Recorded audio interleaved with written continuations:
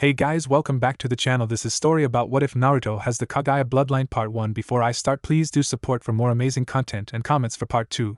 Do consider to subscribe my channel and share my video to your friends and check out the description as well. Let's start the video. Kushina Uzumaki watched her daughter practicing with shurikens. Kushina was a very beautiful woman. She had a slender but feminine build, fair skin and violet eyes. Her most concerning feature was a thick head of flaming red hair that she had passed down to her daughter Natsumi. Natsumi's bright blue eyes fixed on the target. She had slipped one of the two shurikens in each of her hands into throwing position. The razor-sharp shuriken flicked with Natsumi's hands sailed the short distance to the training dummy. One of the points penetrated the center. "Mommy! Daddy!" the 6-year-old girl shouted, bouncing up and down on her feet. Did you see? Did you see what I did?" "Yes, that was really great." Kushina smiled. She bent down and kissed her little girl on the forehead. Natsumi smiled. She then felt a gentle hand on top of her head. She looked up and saw the smiling face of her father Minato Namikaze. Her smile got even bigger. "I'm proud of you, my little princess," Minato said, smiling brightly as he ruffled Natsumi's hair. Minato was a tall man. He had fair skin and spiky blonde hair. He has bright blue eyes the same as his daughter Natsumi. "Trust me. You'll be a great shinobi like your dad in no time," he said to his daughter. "Dad, my dream is to become the greatest Hokage. One day, I'm gonna surpass you and all previous Hokage." Natsumi pumped his fist in the air, smiling brightly. A large grin appeared on Kushina's face. She turned as she pointed a finger at her husband. "See, Minato. She's gonna be like her mommy." Kushina gently put a hand on Natsumi's daughter, and then she knelt at her side. "To be the first female Hokage was my dream, the dream that your father stole away from me." She shot a glare at her husband. Minato chuckled nervously. "She still scares me even though it's been so many years. But I'm sure you'll achieve that dream for me." Kushina smiled while looking at her daughter. "Natsumi Uzumaki, the 5th Hokage has a nice ring to it, don't you think?" Kushina wrapped her arms around her daughter's small frame and hugged her. Minato smiled at the scene and joined the three-way hug between his family members. Smiling, both parents held their precocious daughter close. Big teary violent eyes watched the scene as it unfolded before the clear innocence eyes stained with tears. Naruto Uzumaki, twin brother of Natsumi, was a carbon copy of their father with the exception of some features. Tears slipped down his cheeks and he looked away. Sometimes when his parents were so attentive to his twin sister they would just forget about him. He had been hoping this day would be the day they would finally acknowledge his existence, but all he ever wanted was their parents' acknowledgement, their approval, their acceptance. What's so special about her? The blonde boy thought. Naruto absolutely resented his twin. She had gotten everything handed to her on a silver platter. He, on the other hand, had worked very to get every small thing. If it was enough, Natsumi was everyone's favorite. They called her the hero of the hidden leaf. How did she become hero? Naruto had no idea. As far back as he could remember, she hadn't done any heroic deed. He also had nicknames. They called him the son of the 4th Hokage and Hero's brother. Naruto clenched his fist as he absolutely hated those titles. He didn't want to live in the shadow of famous his twin and even more famous parents. "Naruto! Naruto!" Naruto's musing cut short when he heard Minato call his name. "Naruto, come here." "Yes," Naruto replied as he approached his family. "Naruto, I want you to fight with your sister," Minato said. Naruto nodded his head as he saw a good opportunity to show his parents that he was worthy of their time and love. "Good." Minato turned to his daughter. "Now Natsumi, you're going to fight with him, but do not forget to take it easy on him. It's not a real battle, just a spar, and your brother isn't strong as you." Naruto clenched his fist in anger. He wanted to scream at father that it was their fault as they never trained him. "I'll show them I'm not weak, then maybe they'll love me like they do Natsumi." Kushina had a shocked look on her face. She couldn't believe what her husband had suggested. "We haven't started his training yet." She shook her head and quickly brushed her worry aside. "What am I thinking? It's a simple spar between two children. Nothing will go wrong." Naruto settled down into the fighting stance that he had been learning from books. Natsumi took her own fighting stance that her parents had taught her. As soon as Minato gave a signal, Naruto made the first move. Naruto ran toward Natsumi to punch her, but Natsumi simply moved away from his way and slammed him against the ground. Naruto quickly pushed himself on all fours and kicked his left leg behind him. A huff told him that he had hit the target. Naruto jumped to his feet and noticed that his sister had already recovered from his attack. Natsumi attacked her brother, throwing some fast punches that Naruto either blocked or dodged. She never stopped. Naruto blocked his sister's some punches and sent 3 back and a knee to her gut that forced her to her knees. Using this opportunity, he kicked her as hard as he could, sending her rolling a few meters from her previous spot. Naruto's face split into a wide smile as he stared up at Natsumi's fallen form. I did it! I finally beat her. It was the first step to get close to his parents. Naruto turned toward his parents for their approval, and the smile left his face. Minato and Kushina weren't looking at him but behind him. He turned his attention toward Natsumi and froze. His sister was blazing with an evil red chakra. Naruto felt his body shivering in fear as he could sense the power that Natsumi possessed. It was vast and filled with bloodlust. Natsumi roared like a wild animal and disappeared. Naruto then felt a sharp pain in the jaw. Before he could defend himself, Natsumi slashed him on his chest with her razor-sharp claws, leaving a deep wound there. She slashed once again with her other hand on his face. Naruto cried in pain as he felt burning sensation in areas where wounds were. His entire body felt drained. He barely had the strength to defend. However, the fight was far from over. Minato and Kushina didn't realize what their daughter was planning until it was too late to stop. Natsumi had already crossed the distance, and was gathering a large amount of corrupted red chakra in her palm. She delivered a palm strike to her brother's head, which sent him flying backwards into a tree. Naruto barely had the strength to keep awake. All he could feel was a pain, especially from his chest as he laid on the blood-soaked ground. He was conscious, so he could hear his parents calling his sister's name. He saw some blurry images of his parents disappearing with his unconscious sister. Minato and Kushina had forgotten about him once again. He felt betrayed and that made the pain even worse. At last, I am not special but I don't want to die, no. Not like this, I don't want to die like a nobody, Naruto thought before darkness took over his eyes. Minato and Kushina were in the hospital as they stood in the hallway. Medical ninja team was examining their children. That incident had really shaken up them, as they hadn't expected a simple spar between children would end up in the hospital. The sound of a click caught their attention. The door opened to reveal the head medic Nin. He walked out of the room and closed the door lightly behind him. Lord Hokage.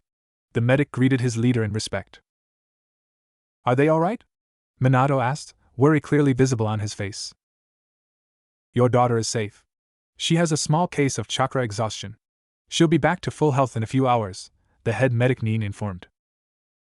After hearing those words, Minato and Kushina felt a huge weight lifted off their shoulder. Your son, on the other hand, the man trailed off with a frown on his face, making both parents to concern about their son. What happened to him? Kushina asked with worry laced in her voice. Her hands were shaking a little. I'm not sure if he'll fully recover from it. The head medic's Nin took pause before looking at both parents. He has lost his so much blood, but that's not a big problem. Our major problem is the Ninetales chakra. The corrupted chakra has done some serious damage to his important organs, especially his both eyes. They are damaged to beyond repair. His body is further shut down and entered a comatose state. I'm afraid there is nothing I can do. Forgive me, he said. The only medic of Lady Tsunade caliber can do something. I insist you call her. Lady Tsunade has the skill and knowledge to possibly heal your son completely. He left them standing there alone and went to check his other patients. When two snapped out of their daze, they rushed toward their son's room. Tears welled in their eyes when their eyes landed on Naruto. Their son had an oxygen mask on his nose and mouth to assist him in breathing. His entire chest was covered in bandages as well as his left arm, his both eyes, the left side of his face, and down his neck slightly. His chest had a few wires attached to monitor his heart rate and his breathing. Bandages that warped around his chest and both eyes were soaked in blood, telling them the seriousness of his injuries. This is my fault. Kushina was openly crying. What kind of mother am I? I took my daughter to the hospital but left my son drowning in his own blood. Minato wasn't feeling much better than she was. He looked down at his feet in shame as he clenched his fist. I'm such a terrible father. How could I let something like this happen to my son?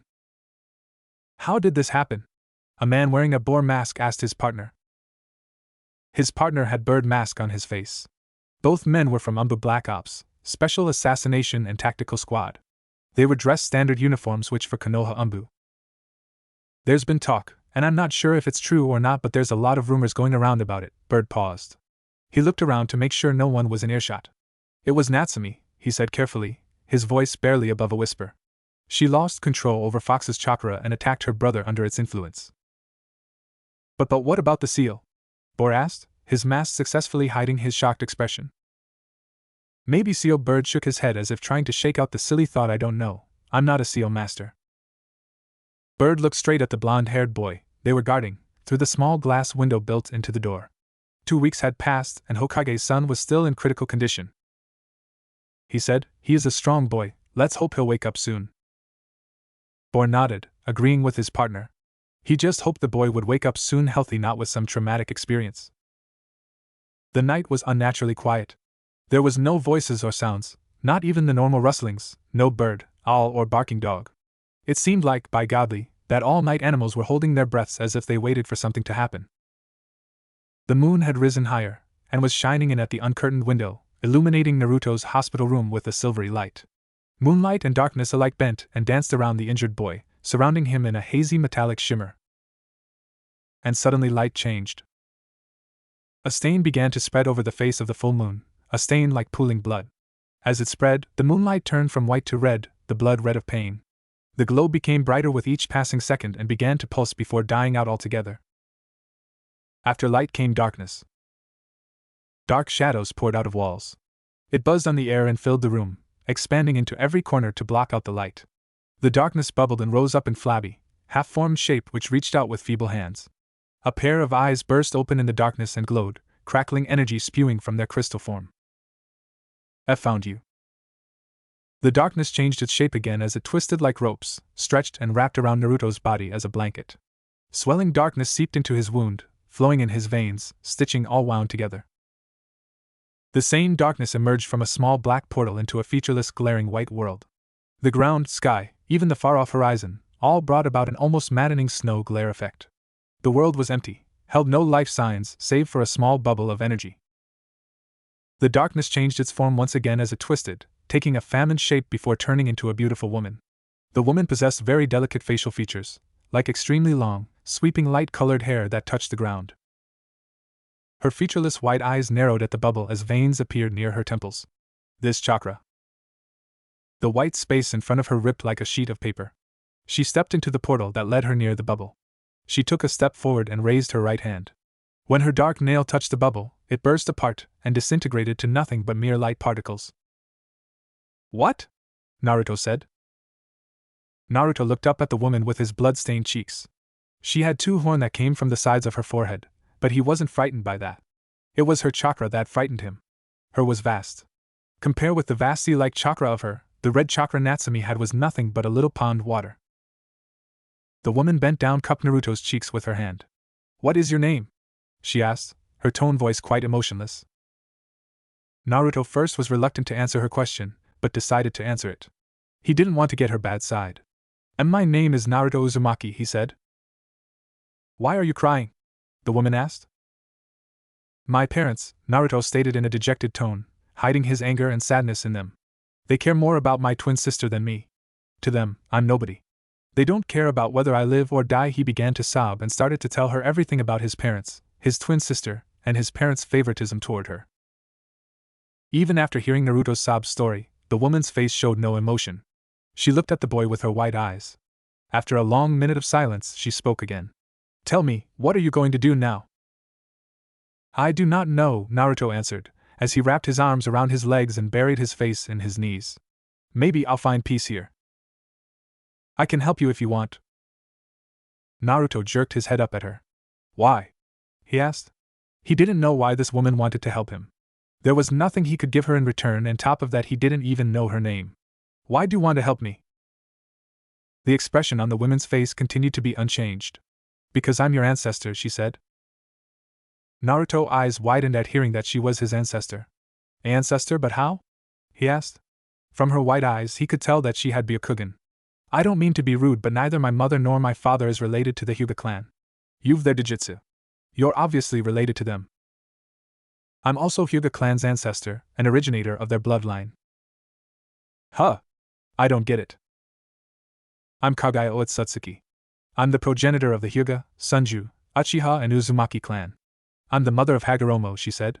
She then noticed a confused expression on his face. You may know him by his other name, the Sage of the Six Paths. The Sage of the Six Paths. You're the mother of the Sage of the Six Paths. Naruto nearly cried, quickly standing up on his feet. The shock and excitement were clearly visible on his face. The creator of ninjutsu and chakra. He had read about that man. The man was the god of all shinobi. Kaguya's face changed from emotionless to a face filled with anger and hatred. Boy, he is not a creator of chakra, she said, her voice harsh and cold. He and his brother were thieves of my chakra. Naruto gulped and nodded, as he didn't want to anger her more. She's scary. That foolish boy gave my chakra to humans, Kaguya said. Her temper was already close to boiling point.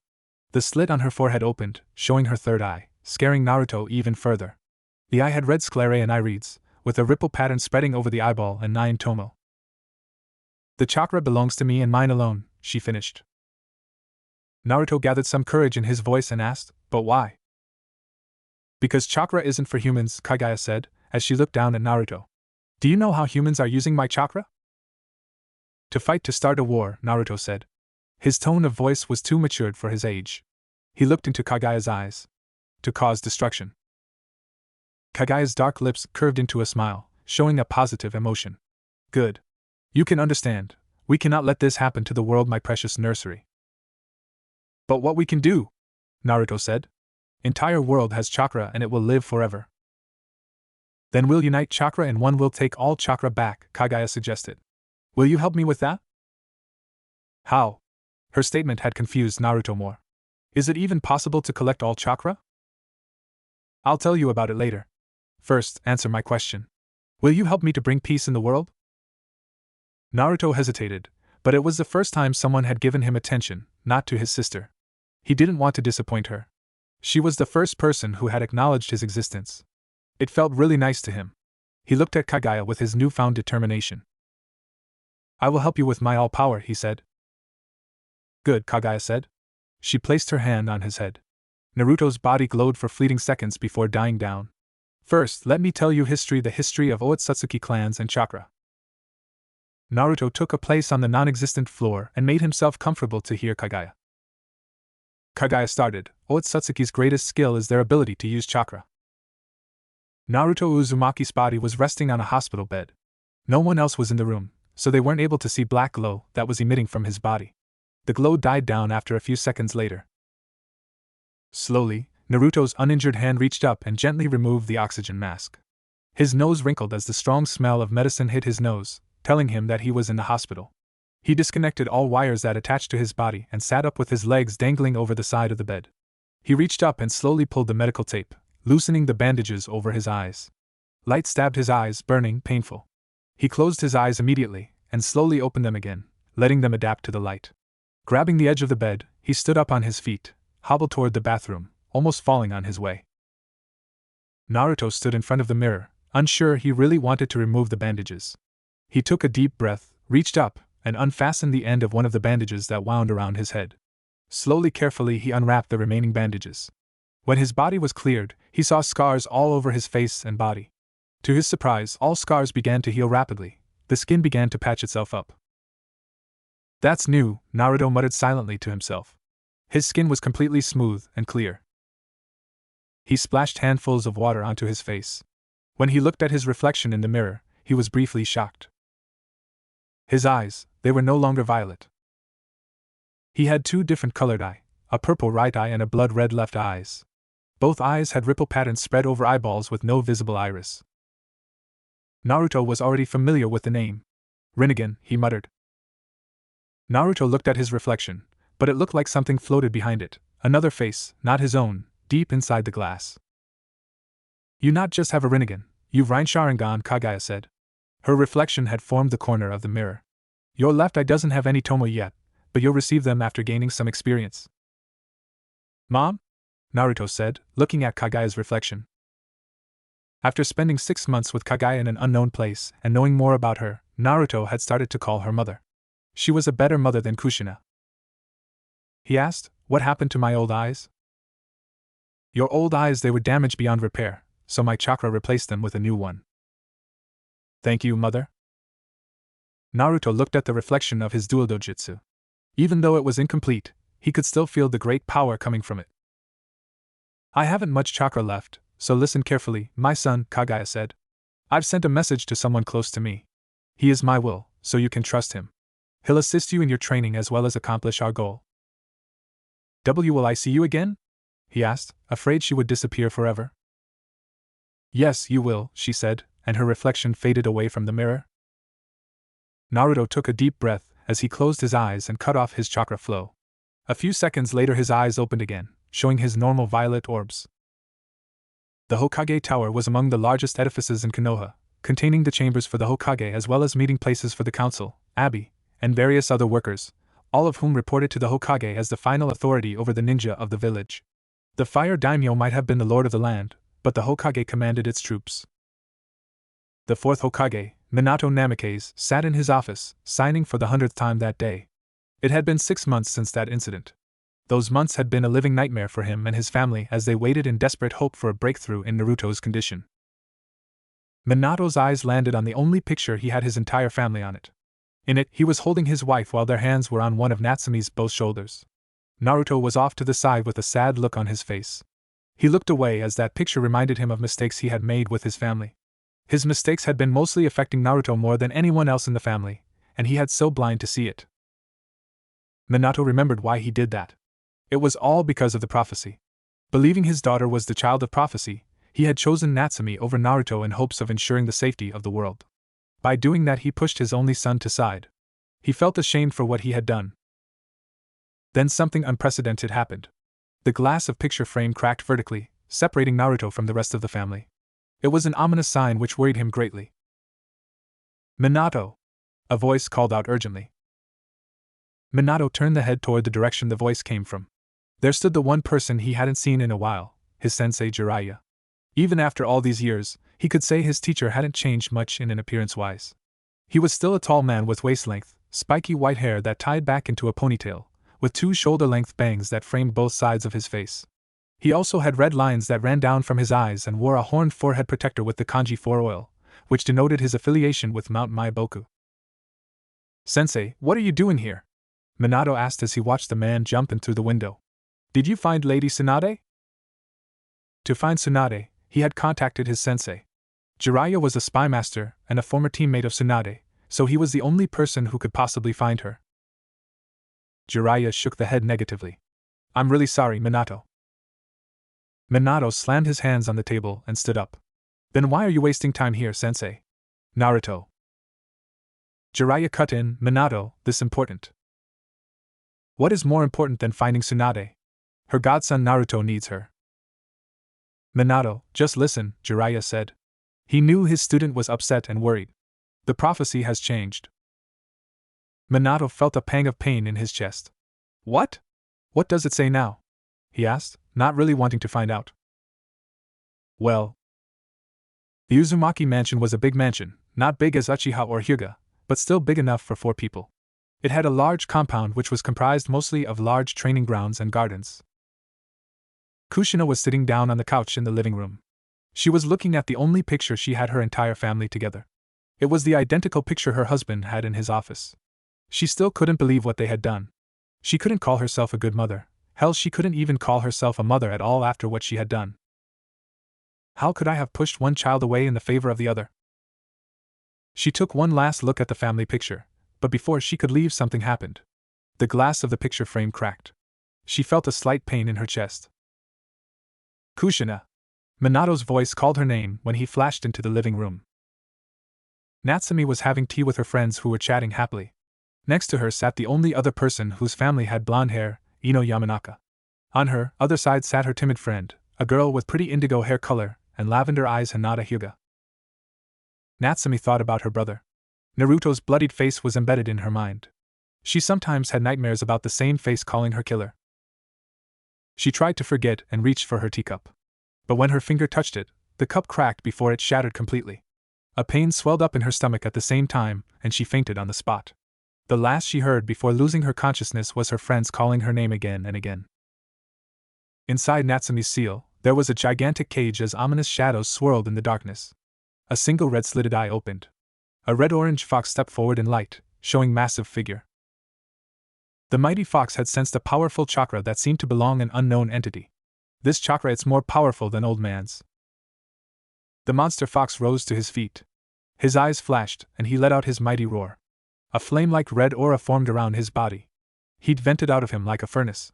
The red aura slammed into the cage bars over and over again, in an attempt to break it, but the seal blocked it effectively. Kushina sat next to her daughter's bed watching her rest. Minato stood next to her, his hand was on her shoulder. "What's wrong with her?" Kushina asked worriedly, stroking her daughter's red hair. "The seal seems to be working fine." Minato tapped his chin in a deep thought. "I think the fox has tried to break the seal again," he said. They were so concerned about her.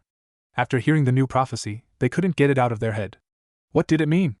How would it influence the future? At that moment, a dog-masked Umbu walked into the room. He had spiky white hair and wore standard Umbu armor. "Sensei," he said. "Yes, Kakashi?" Minato said to his only living student. "Sensei, your son," Kakashi said. "He's woken up from a coma." A smile appeared on Minato's face and Kushina shed some tears. It was the first good news they'd heard in many months. The past month had been the worst and painful of their life. But they taught them the importance of the family, and how bad some of their decision could affect their children. "Thanks, Kakashi," Minato said. "You can go now." Kakashi nodded and walked out of the room.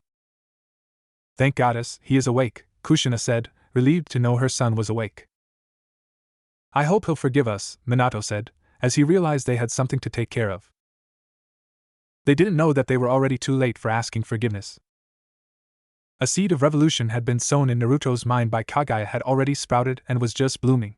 It would take years to grow and flourish, but once it did, it would crack the very foundation that held the ninja world together.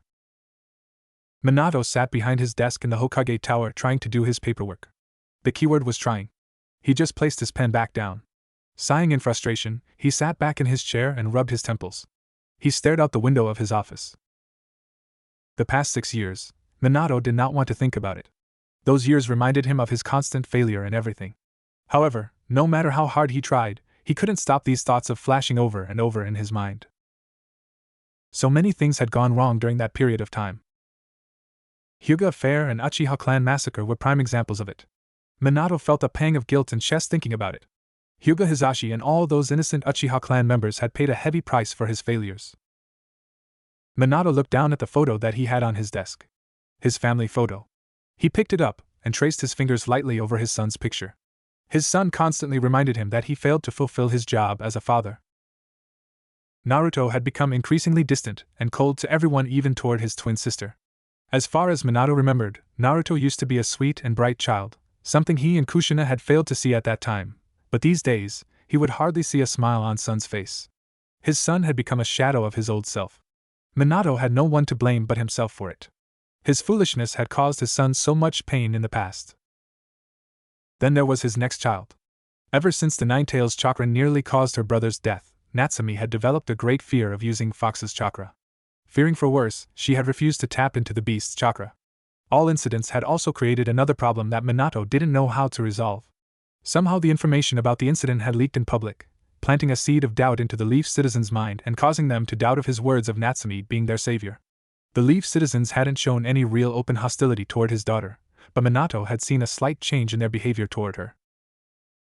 Minato's train of thought interrupted by a quiet knock on the door. "Come in," he said. Minato saw the former Hokage Hiruzen Sarutobi, who was somewhere around 68 years old, walk in his office. The third Hokage was a light-skinned man of below-average stature with gray hair. Followed closely behind his preceder was his least favorite people. Hamura Mitokado and Koharu Udatain. They were around the same age as Hiruzen. Hamura was gray hair, a bearded man with glasses and had a strong jawline of facial structure. Koharu had gray hair. Her hair was pulled back in a twin bun locked by a traditional Japanese hairpin with 2 pearls dangling from the side. 2 of them were part of the Leaf's Elder Council. "Hiruzen-sama and honorable elders, what can I do for you?" Minato asked, showing some respect to the former Hokage and his ex-teammates. He gestured for them to take a seat. They gladly accepted his offer. Hiruzen pulled his pipe out of his sleeve and lit it with a quick application of fire chakra. Minato, he put it in his mouth and inhaled it, before releasing a cloud of smoke from his mouth. "We are here to discuss the upcoming graduation exam." Adjusting his glasses with his thumb, Hamura said, "As you already know, some students in today's graduation exam are special. Most of them are from famous clans. There are also the last Uchiho and your children, Koharu added. Your daughter is a Jinchuriki and your son. He is a young prodigy and a natural genius. He's all qualities to become a genin, but the reason he isn't a genin yet is Minato, Hamura said, as he gave him a glare, showing he didn't like the decision of his leader. Your son would have been a great asset to Konoha military. Minato narrowed eyes at Hamura. He was too young to become a genin at that time, Hamura-san, he said in a harsh tone to prove his point. Do I remind you what happened to our last young prodigy? Hamura flinched at the mention of Uchiha Itachi. Minato had another reason, which was different from he had told Hamura. He still remembered that day over 4 years ago. Minato had flashed into the living room of the Uzumaki mansion using his most famous jutsu. Kushina-chan, are you ready? Kushina was wearing an expensive-looking kimono, silk green in color with brown stitching at the hems. On her delicate feet was a pair of silk slippers, a few inches high for extra height. Yes, she muttered. Minato looked at the beautiful face of his wife. He could clearly tell something was bothering her. What's wrong? It's about Naruto. Oh. He knew his son was a painful topic to his wife. He hasn't forgiven us yet, Minato-kun. Kushina's eyes looked his crystal blue eyes. Don't lose hope.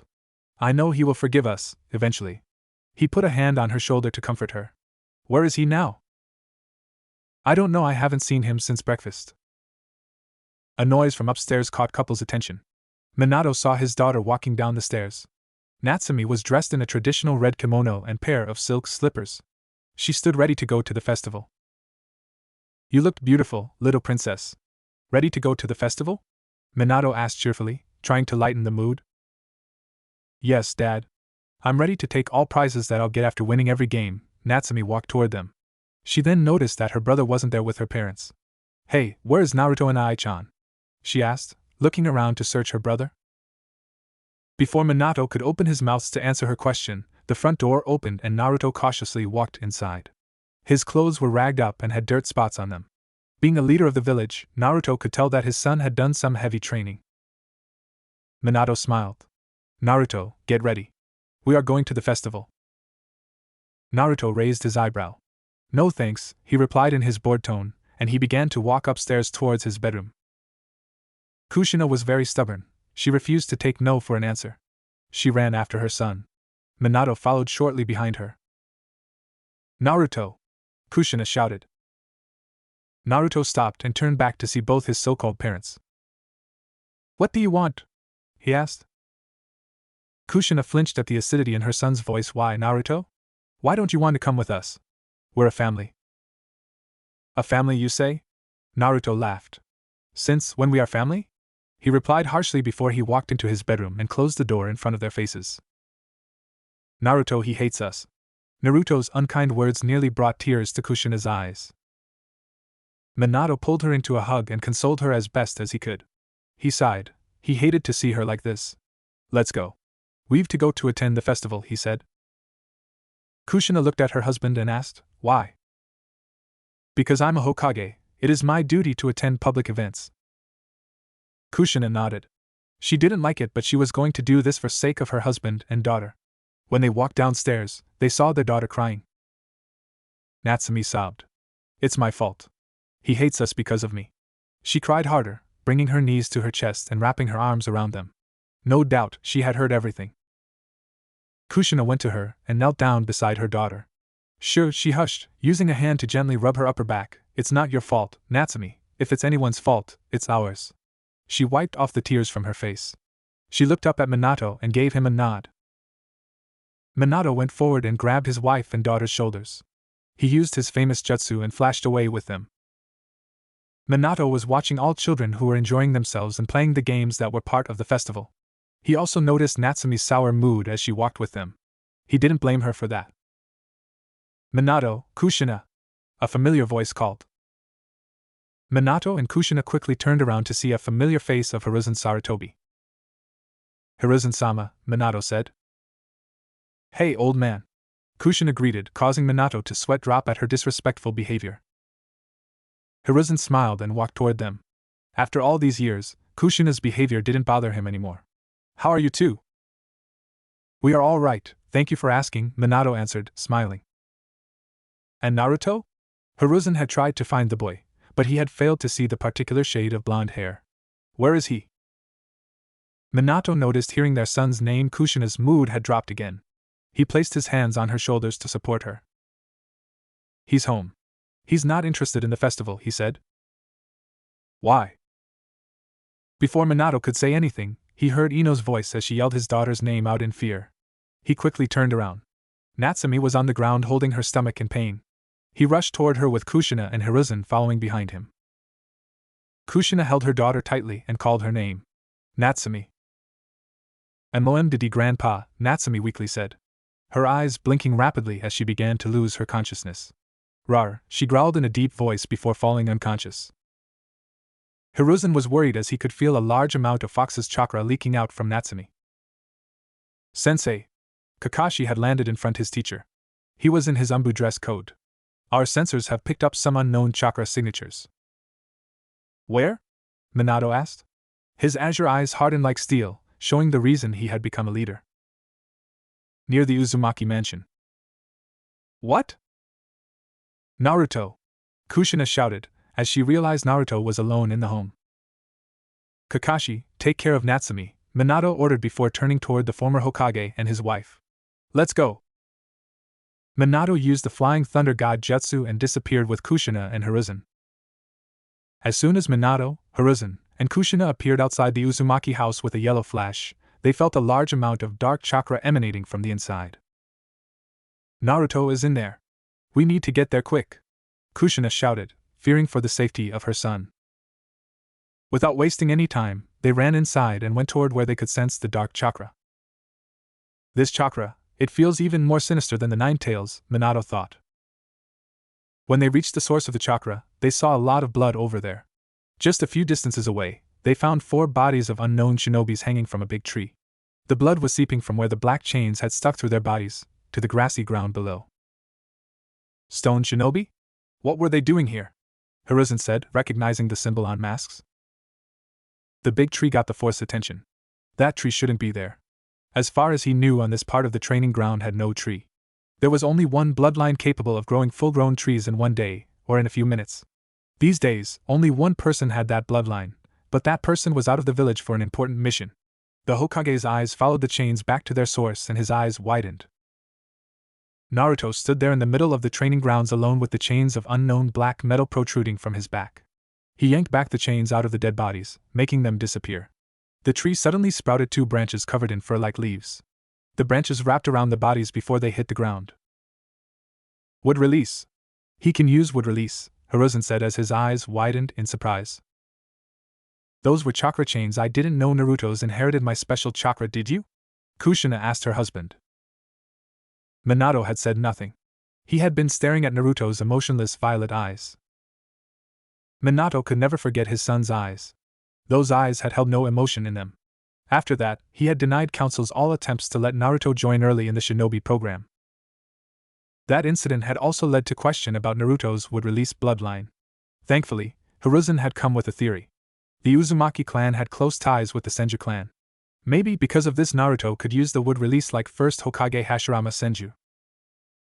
Keeping Naruto's wood release as an S-rank secret, they had released very small details about the stone incident in the public. It had contributed to raise Naruto's popularity among the Leaf citizens. Minato, Hiruzen called patiently. Minato shook his head before he turned back to his visitors and asked, Sorry, did you say something? Hiruzen's sweat dropped and said, You are truly Kakashi-sensei.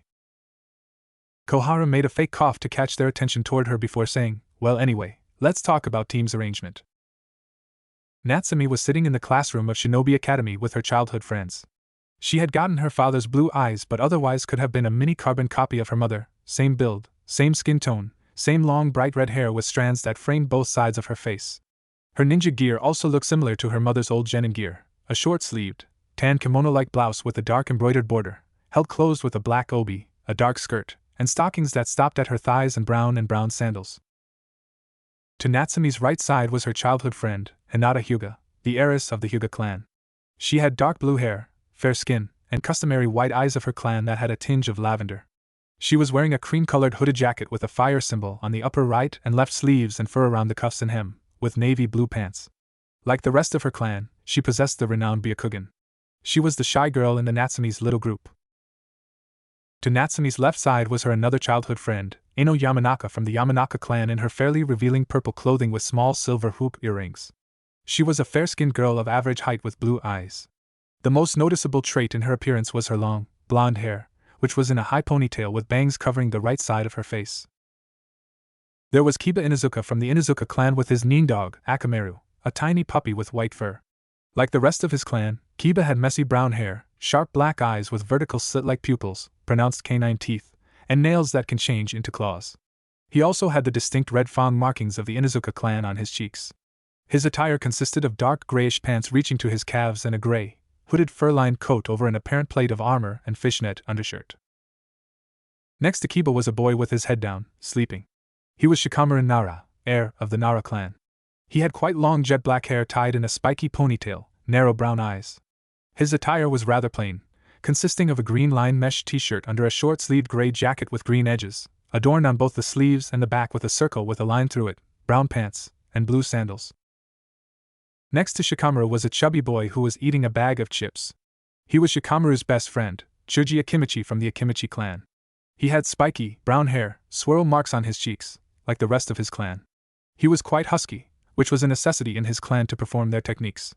He was wearing black shorts, a long white scarf, a short-sleeved, green haori, over a white shirt with his clan's obligatory kanji for food on it, small, hoop earrings, and his legs and forearms were wrapped in bandages. Right behind them was a fair-skinned boy with dark, bushy, brown hair. His name was Shino Abirame. He was wearing dark sunglasses and a sea-green jacket with a high, upturned collar. He was a fellow of the Hidden Leaf Abirame clan, whose members used insects as weapons. Away from all students, sitting next to a window was a dark-haired boy, Sasuke Uchiha, the last loyal Uchiha of the Leaf.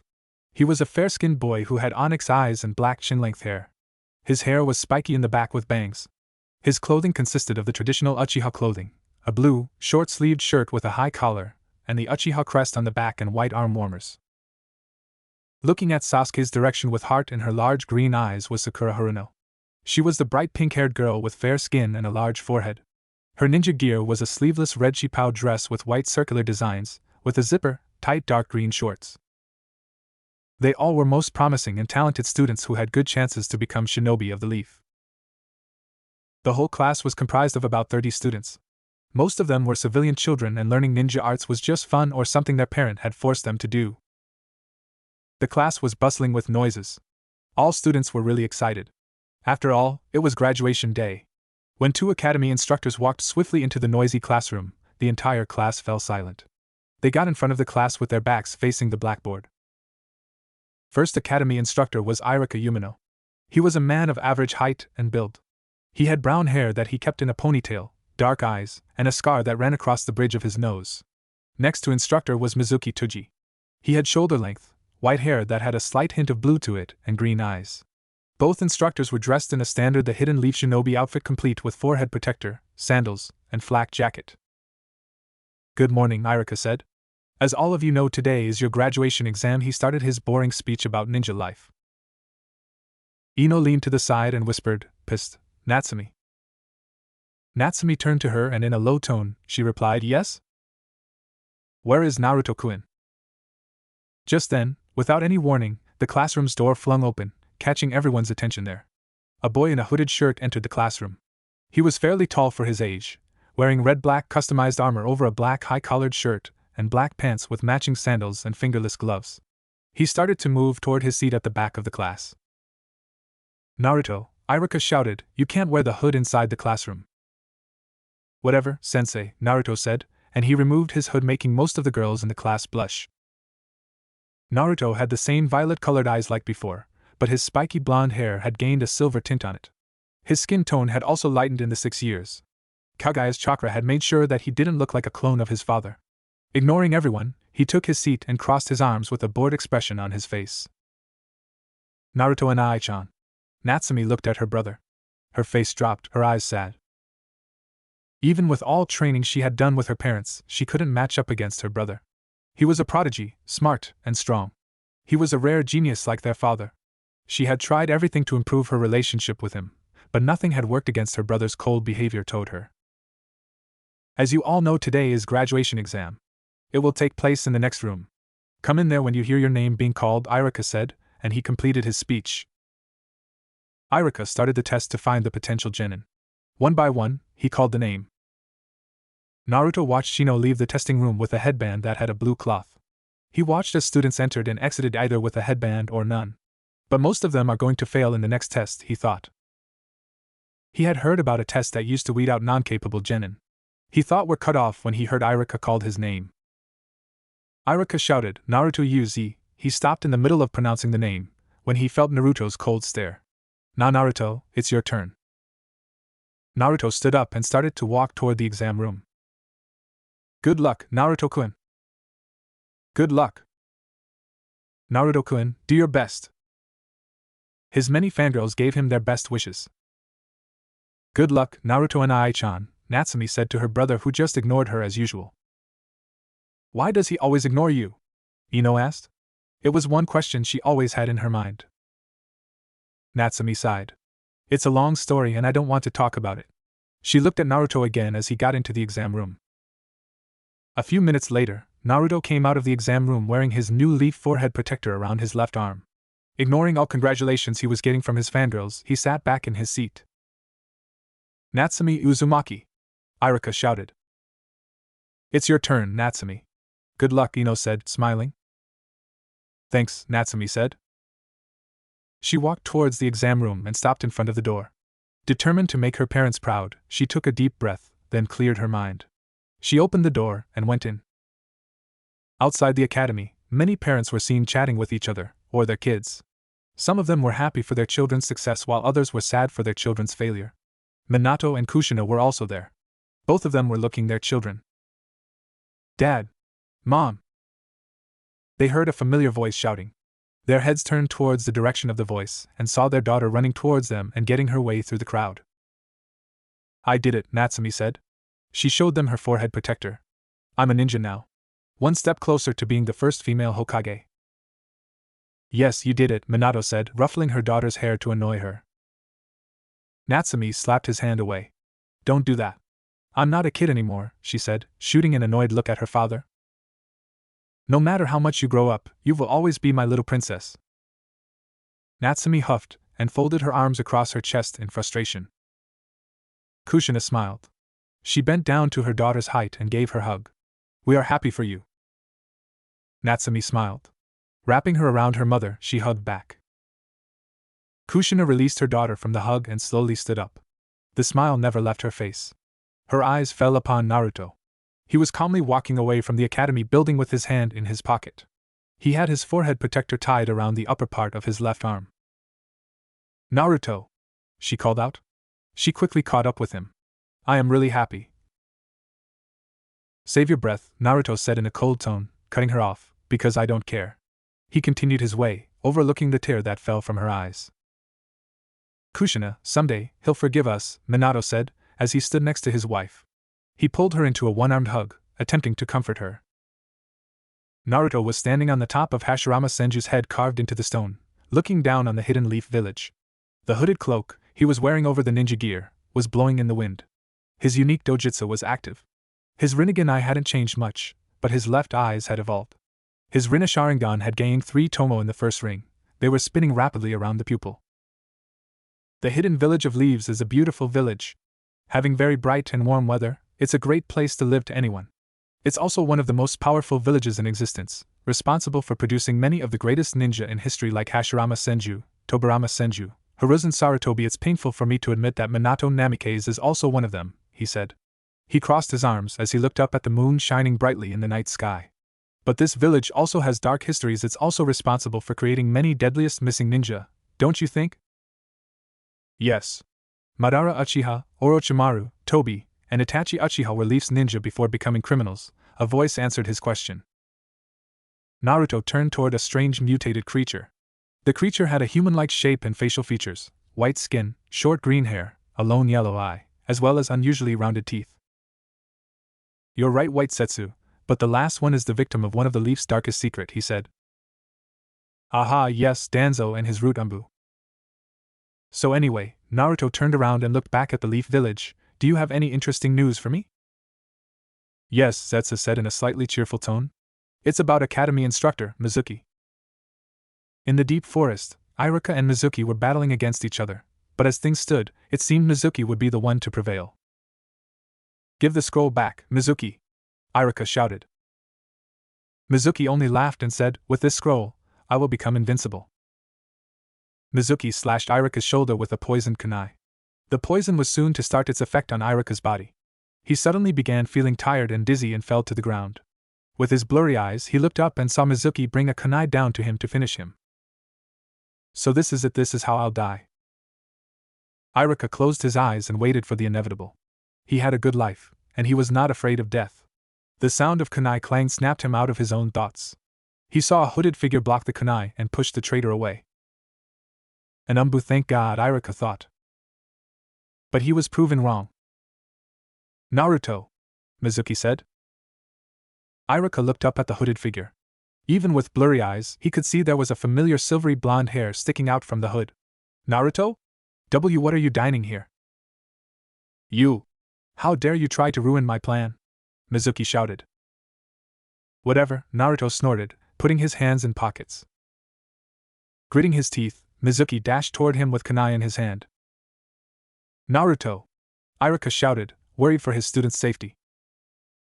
Naruto stood there doing nothing, only eyeing the traitor lazily. He yawned once more, hands still in his pockets.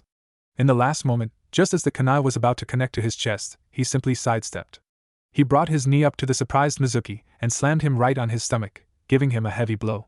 Before the man could recover, he brought his leg up and brought it down on his back, making the man kiss the ground. Is this all you can do? Naruto said. Weak. He gave Mizuki a hard kick, sending him skidding across the ground and slamming into a tree. Mizuki glared at the blonde-haired boy angrily. He tried to stand, but could not retain his balance. With one hand braced against the tree, he shakily stood up on his feet. I will show you my true power, boy! He cried. Naruto watched with a raised eyebrow as Mizuki took a vial from one of his vest pockets and brought it to his lips. He chugged it down in one gulp, shivering from the taste. The half-empty vial dropped onto the ground from Mizuki's hand as pain ripped at his inner throat and scoured down into his belly. It was agony beyond all reason. Mizuki grabbed his neck with his fingers as his throat began to burn. He tried to scream but no sound came. He tried to raise his feet and began to stumble. Mizuki dropped to his knees, screaming in pain. His ears lengthened and came to a point. His body grew taller, and orange fur with black strips grew quickly and covered his body. His teeth had also grown longer and had become razor-sharp, especially his canines. Behold! Mizuki got up when the transformation finished, looking like a bipedal tiger. The ultimate gift from Orochimaru-sama. So what are you? A war kitten? Naruto mocked him. Mizuki's anger had reached boiling point. Brat! You will tremble in fear at my strength. Mizuki vanished from the sight and reappeared in front of Naruto. He sliced the blonde across the stomach. The force of the attack sent Naruto flying backwards and against a tree. Ha! Mizuki began to laugh evilly but stopped when he saw, instead of blood, a pinch black smoke leaking out from the cut. What? Naruto's body dissolved into black smoke. The smoke slithered toward the ex-academy instructor. Mizuki slashed his claw at the smoke but nothing happened. He looked at his hand. The skin on his fingers where he had touched the smoke had been badly burned. Mizuki watched as Naruto's upper body materialized from smoke more than 15 feet in front of him. He reached into his pouch, pulling out a pair of kunai. He threw the one at the boy. The kunai only met an empty air. The black smoke stretched toward Mizuki and out of that smoke leapt Naruto. His feet slammed into the traitor's back. He cried in pain as he stumbled forward. Naruto's feet touched the ground, he spun, crossed his arms, and dissolved again in the form of the black smoke. Anticipating the attack, Mizuki spun, cutting air. Naruto was there, his feet outstretched for kick, but again his kunai passed through the only smoke. He coughed and retched as it swarmed over him, burning his lungs and tasting foul on his tongue. Within the smoke, he heard Naruto's voice, echoing all around him. This is entertaining, isn't it? Mizuki gritted his canines in silent fury. Come out of that, boy, and show yourself. Don't hide in the dark, he roared. Sensei, we are ninjas. We hide the dark, and kill from the dark. Mizuki's eyes widened as Naruto's cold voice came from behind him. There was no time to scream. No time to move out of the way. A black chain with sharp tip burst through Mizuki's chest. Pain exploded, radiating out from his heart to every inch of his body. Goodbye, sensei. Naruto could feel the man's life fade away. He jerked back the chakra chain, letting his former sensei's body fall to the ground. He turned toward his other sensei. Iruka was lying on the ground motionless. He went toward him and checked the pulse on his wrist. He's alive but unconscious. I need to heal him. Can't have him die on me now. Too many explanations for later, Naruto said, mostly himself. He sighed and made a single shadow clone who went to copy the forbidden scroll of sealing. The real ones put a hand on Iruka's chest. A green glow emanated from the point of contact. He was using the manifestation of the chakra to diagnose the condition of the academy instructor. Judging from the way he frowned, it wasn't anything good. Two Umbu jumped down to the ground and walked toward Iruka. One Umbu knelt down next to the academy instructor, and she began to check his pulse, breathing and pupils. She had straight, purple hair reaching down to her waist. Her Umbu mask resembled a cat with 3 red stripes, 1 vertical stripe on the forehead and 2 horizontal stripes, 1 on each cheek. She then looked up at her partner and nodded her head. Her partner had an eagle's mask on his face that covered in green and red markings. He glanced at Mizuki. His body had returned to normal after his death. He went and knelt down beside the corpse. He could see something sharp had pierced in Mizuki's back between the shoulders and right through to his chest. He is dead. Eagle stood up. His eyes looked around for searching something. But where is the scroll of sealing? It's here, a voice said from behind him. Unsheathing his sword, Eagle quickly spun around to deal with danger. When he saw the 4th Hokage's son, shoulders sagging, he visibly relaxed and sighed in loud relief. This boy nearly gave me a heart attack, he thought as he sheathed his sword back. Eagle didn't want to admit it, but the blonde boy's sudden appearance behind him had caught him off guard. So, what happened here? He asked. Naruto handed the forbidden scroll of sealing to the Umbu and said that man was working for Orochimaru, he said, pointing his thumb at Mizuki's body. He stole the forbidden scroll of sealing and tried to kill a fellow leaf ninja. In our fight, he drank something from this, he threw the vial at Eagle, and turned himself into some kind of bipedal tiger monster. Eagle studied Naruto, searching for any lie in his statement. He looked into the vial. A small amount of liquid still left in it. He looked at the boy again. Very well, he said, pocketing it for further investigation. Good job. Did you heal Iruka? Kat asked as she walked toward them. A black smoke began oozing off of Naruto's body.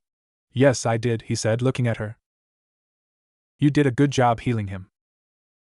Thank you. But he still needs medical attention. I am not a healer, so I am very limited in healing technique, Naruto said. He was slowly dissolving into the pitch-black smoke. Goodbye. He then puffed out of existence. That boy reminds me of Itachi Uchiha, Eagle said. He's emotionless, and genius just likes him. Kat nodded. Let's hope he doesn't snap out like Itachi and kill his own family. As a high-ranking Umbu officer, she knew most things that were happening within the village.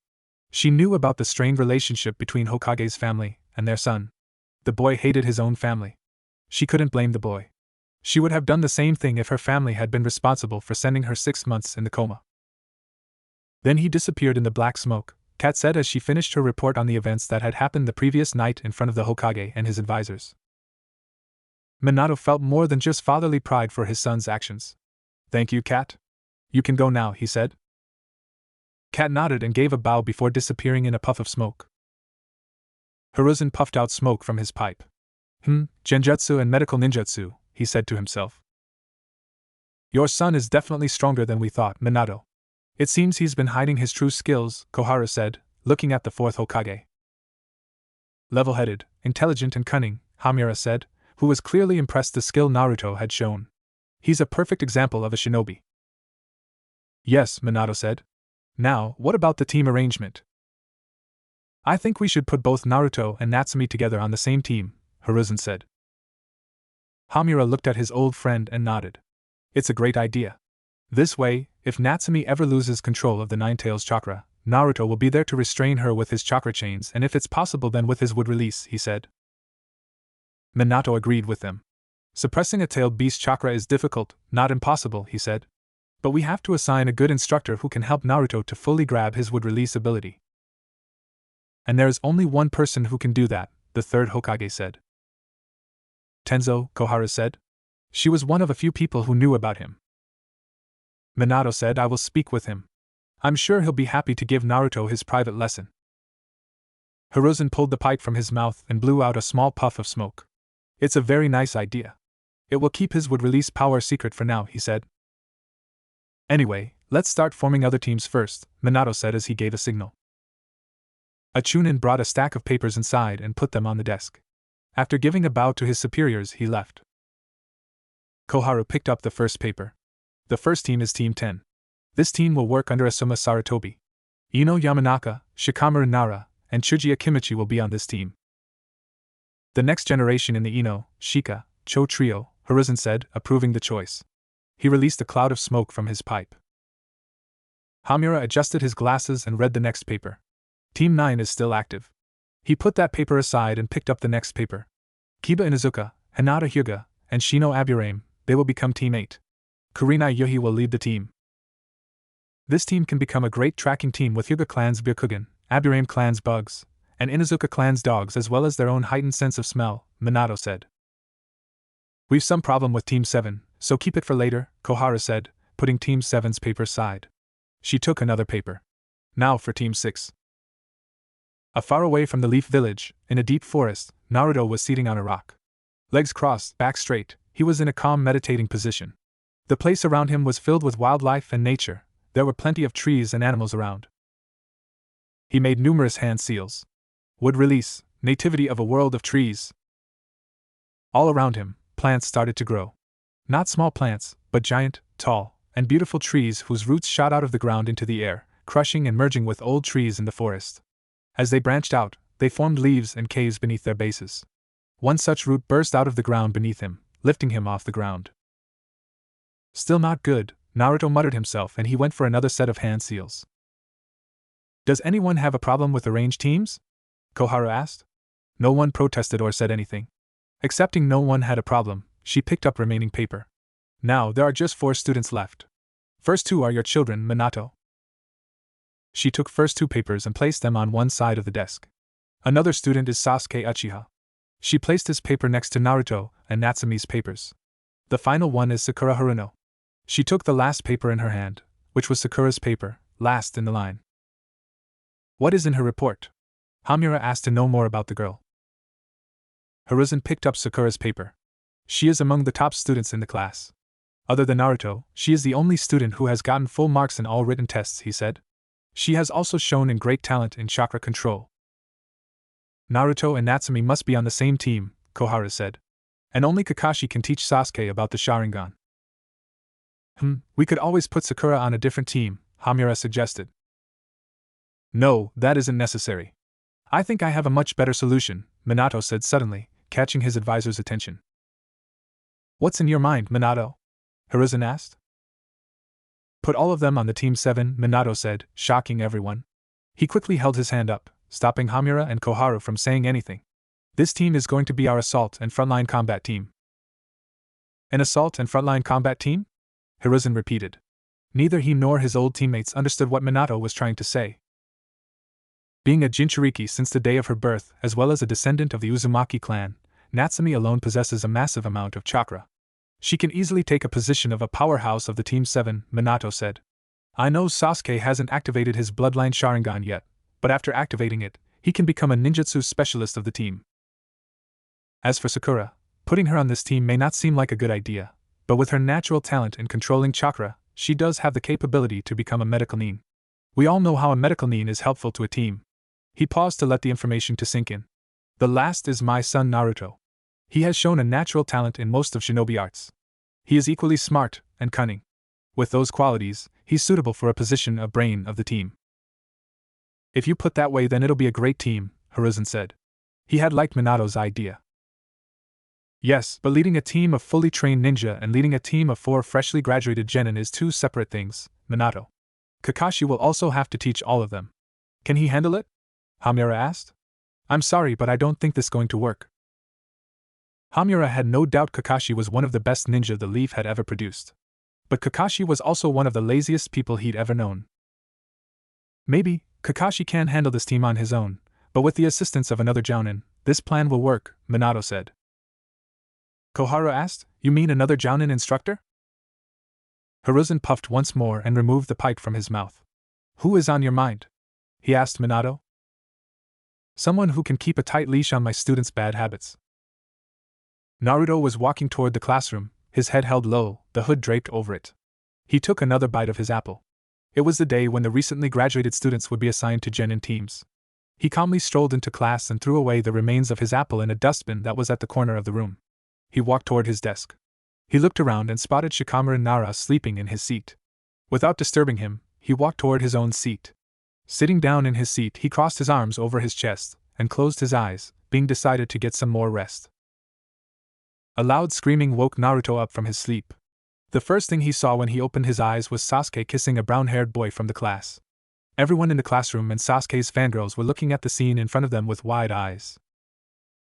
I didn't know Sasuke plays for the other team, Naruto thought. Take note, maintain a long, very long distance between us. Both boys jumped away from each other and began to spit out the taste of each other's lips. Unfortunately, for the brown-haired boy, Sasuke's fangirls did not take well to the fact that he stole their Sasuke-kun's first kiss from them. They proceeded to beat the poor boy to a bloody pulp for the next few minutes, which only ended because of the arrival of Irika. All right, class, take a place. No one paid Irika any mind, and continued their talking and playing. I said sit down. He roared using his demon big head jutsu, which was not technically a jutsu, but his job was done as all of them immediately took their seats. He cleared his throat and looked to his class. There wasn't any weakness in his voice, nor was he showing any signs of yesterday's injuries. Today. Irika-sensei. Sakura interpreted, holding her hand up. Yes, Sakura? She stood up from her seat and asked, Where's Mizuki-sensei? Well, Irika said. He and the Hokage had come up with an excuse to cover up the Mizuki death. He is on a long-term, top-secret mission and I can't tell you about it. Because if I tell you, I'll have to kill you. It was truly a lame excuse, but its job had done. It scared Sakura. At that point she nodded her head fearfully without asking any more question and took a place on her seat. Now class, he started one of his boring speeches about ninja life. Natsumi looked at her twin brother out of the corner of her eyes. She knew that what her sensei had said was a big lie. The last night, she had accidentally heard her parents in the hallway talking about Mizuki-sensei. The silver-haired academy teacher wasn't on some kind of long-term, top-secret mission. He was dead, and it was Naruto who had killed him for his treason. I hope you to do your duties with the utmost diligence, and not to dishonor your village. From now on, you'll be placed in teams under the tutelage of your Jounin-sensei. Team 1 Irika began. Both Sasuke and Naruto's fans were waiting who among them would end up one of their squad. There were many possibilities. Team 7 is Harino Sakura, Sasuke Uchiha. Irika winced as he heard the little banshee screaming in victory. Natsumi Uzumaki and Naruto under Jounin Kakashi Hatake and assistants Kushina Uzumaki. Irika paled as he was struck by a feeling of utter dread. He looked to see Naruto's cold stare. He swallowed a lump in his throat and continued shakily to declare the other teams. Naruto really wanted to slam his head into a table or something. I can't believe it, he thought. How come every time I try to keep my distance away from Uzumaki family, Minato always does something that sticks them with me? Sasuke was also clearly unhappy for being saddled with Sakura. He had no problem with his other two teammates, but that useless fangirl was the one he disliked. Sakura was cheering inside her mind. It was her dream to end up together with her Sasuke-kun. It was common knowledge that genin were put in 4-man cells or squad, consisting of 3 genin and a Jounin-sensei. However, her team constituted an exception. It was a 6-man cell, 4 genin and 2 Jounin-sensei. My love for Sasuke-kun is strong enough to make Hokage-sama bend rules for me, she thought. Another Sakura appeared in her mind. She looked exactly like Sakura, except she was in inverted colors, the gray body color with white lines. She had white eyes and kanji of inner Sakura on her large forehead. Pumping her fist in the air, inner Sakura shouted, When love is eternal, even God bends its rules. Natsumi was grinning. She was happy. She was placed on the same team as her brother and mother. They were going to be together most of the time, and she might be able to reconnect with her brother. It appeared that the only ones satisfied with the team were girls. Naruto suddenly stood up from his seat and started to walk toward the exit, shocking many students. Where are you going, Naruto? Irika asked. Naruto was a real mystery, not just to him but everyone. Nobody could guess what was going through his mind. It's obvious. I'm leaving, Naruto said, stopping in his tracks. What about your team meeting? One of my sensei is Kakashi. You're already aware of his reputation. I'd rather use this time for training than sit here and do nothing.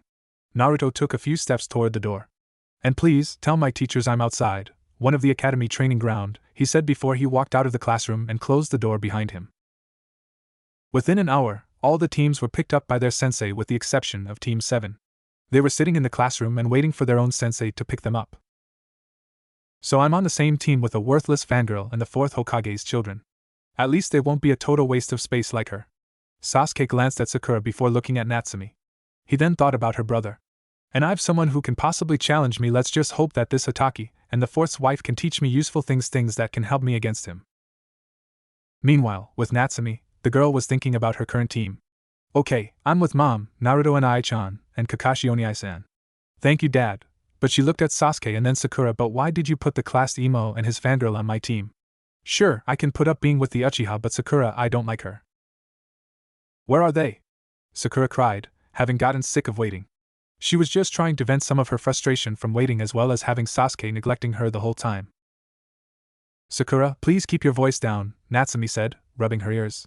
Being Jinchuriki, she had heightened senses, which were sometimes pain in the ass to deal with. Kakashi was my father's student. He's always late for at least 2 hours, and it is a common belief that Kakashi Hataki will be late for his own funeral. Both Sakura and Sasuke stared down at her, as if she had grown a second head. A tick mark appeared on Natsumi's face. It's true, but don't worry, my mom can handle him. As Natsumi finished the sentence, twin puff of smoke erupted in the room, drawing their attention to it. When they cleared, both jounin appeared in front of them. The first one was Kushina Uzumaki, wearing the standard uniform, which consisted of a simple black suit with a standard flak jacket, black pant, strapped-up sandals and leaf forehead protector on her head. Her long red hair was tied back into a ponytail with bangs both sides of her face. Their attention went toward the man standing next to her. This man was Kakashi Hataki. His hair was not white but had more of a silvery hue to it. He wore the regular attire of anyone in the regular forces of the Leaf. On his hands were short, metal-plated gloves. He wore his forehead protector on a simple navy blue band, tilted to the left to cover his left eye, and half of his face was covered by a navy blue mask. Yo! Kakashi greeted them with waving his hand. Sorry, we were late. We were lost on the road of life. Everyone's sweat dropped at his lame excuse. It was, of course, obvious that he was lying. Kakashi! Kushina shouted as she whacked him on the back of his head. You're the reason we're late. Sorry, Kushina-senpai, Kakashi said, rubbing his head. She still hits hard. Kushina turned to her students and smiled. Anyway, Team 7 Air, where is Naruto-kun? She asked as she noticed the lack of their 4th student, her son. Naruto and Ai-chan is outside, Natsumi answered her mother's question. Kushina nodded and said, let's go to get him. Both teachers put their hands on their future students' shoulders and disappeared in puffs of smoke. They all appeared in the Ninja Academy training ground. Both Sasuke and Sakura felt a little dizzy, but it began to fade. Unlike her teammates, Natsumi was perfectly fine. She had already gotten used to her father's the Flying Thunder God Jutsu, which was more powerful and faster than the Body Flicker Jutsu. It's just temporary. You'll get over it soon, Kushina said. Sasuke and Sakura nodded as they already started to feel good. What the hell has happened here? Natsumi shouted, catching others' attention toward her. They quickly followed the line of her gaze and saw the condition of the training ground. It was torn in many places, filled with numerous small holes and cut marks. Interesting, Kakashi said, watching Naruto practicing his kenjutsu katas. The blonde boy's movements were fluid and quick, making him look almost like he was practicing some deadly dance. He is good. I didn't know he is this good in kenjutsu, Kushina said in a slightly depressed tone. Kakashi couldn't help but feel sorry for her.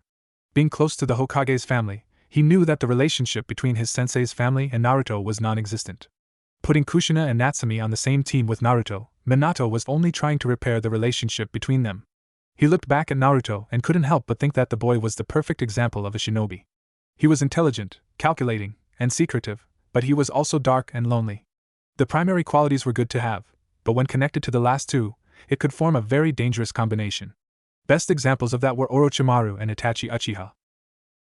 So what can I do for you? A voice caught everyone off guard. They quickly whirled around, looking back in the direction of the voice. They saw another Naruto standing on the top of a tree branch. What? Sakura shouted in disbelief. She turned back and saw the first Naruto still practicing his kenjutsu katas. A clone? Sasuke guessed. No, Sasuke. It's a genjutsu, Kakashi said. And a very good one. Correct, Naruto replied, as he jumped down from the tree and landed on the ground without making any sound. It's a genjutsu. With that said, other Naruto in the training grounds faded from the view.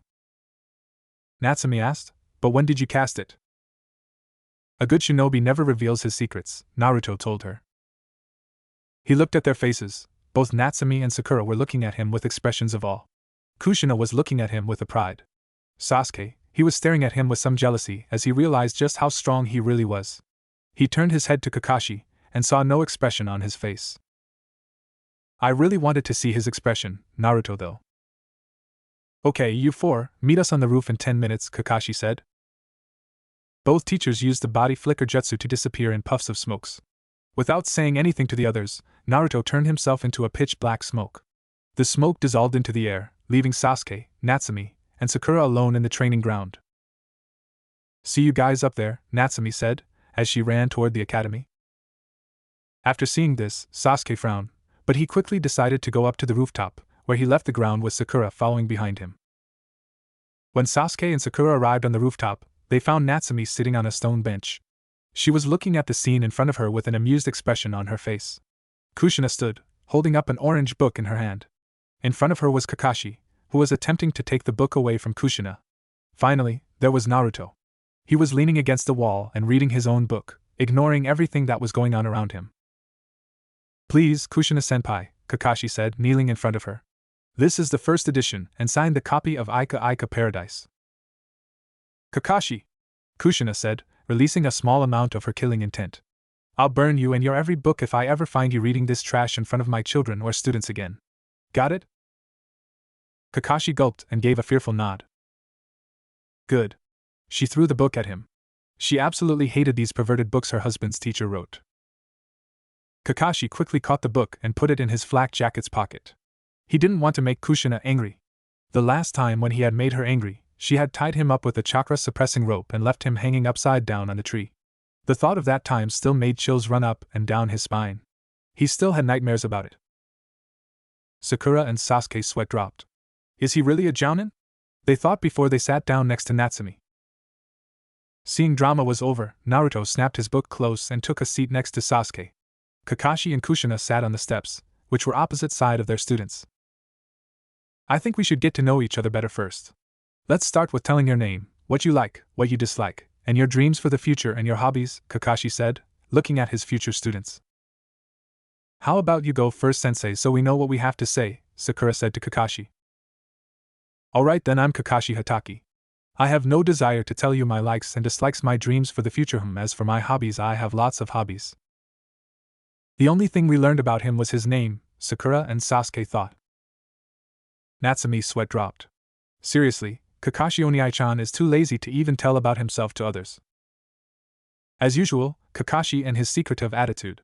Kushina knew that Kakashi didn't like people knowing too much about him. Kakashi Hatake, you are a very secretive person, aren't you? Naruto thought, carefully eyeing the silver-haired jounin. Well then, please allow me to tell them about you, Naruto said, catching everyone's attention on him. Listen carefully, because I'm not going to repeat myself. Kakashi Hatake is the son of Tsukumo Hatake, a genius renowned as White Fang. At the mention of his father's name, Kakashi winced slightly. Naruto continued, he is a genius, a prodigy, and the best of his generation. His prodigious talent, skill, and Sharingan prowess has made him one of the village's most capable ninja and recognized throughout the ninja world. Sharingan? Sasuke thought. This one word made him give all his attention to the blonde's words. Naruto continued, he is also the last living student of the 4th Hokage. His hobby is reading Ika Ika series. Kushina glared at Kakashi for this, making him look away from her. His dream is to fight his sensei. His favorite foods are salt-broiled sori and miso soup with eggplant, while his least favorites are anything fried or sweet. He has completed 1,141 official missions in total, 197 D rank, 190 C rank, 414 B rank, 298 A rank, 42 S rank, Naruto finished. There was complete silence. No one said a word. Kushina was smiling inside her mind. Looks like he has done some research on you, Kakashi, she thought. Okay, Kakashi said. He hadn't expected something like this. There goes my plan making me look mysterious in front of students, he thought. However, there was something bugging him. Where did you get all this information? He asked. Most of the things that Naruto said weren't entirely secret, but neither was it common knowledge. Naruto smirked. It's my hobby to gather information on every famous ninja, and you're quite famous in ninja world, copy ninja Kakashi. The man who has copied over 1,000 jutsu.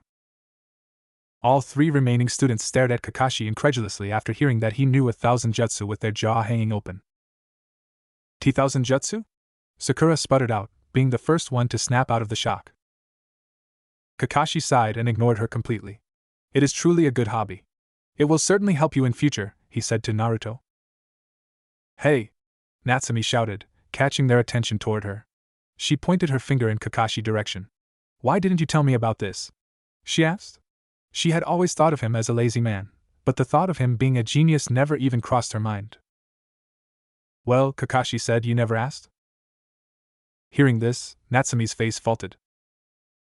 Kushina let out a small laugh, seeing the expression on her daughter's face. Anyway, it's my turn now, she said, gaining her all students' attention toward her. My name is Kushina Uzumaki. I love my husband and children. Naruto scoffed when she mentioned children. My likes are ramen, particularly salt ramen, and playing pranks on people. My dislikes are perverts, people who make fun of my hair, coffee, and anything bitter. My hobbies are pulling pranks, chatting with my friends, and cooking. As for my dream is, she glanced at Naruto. I want to see my complete family once again.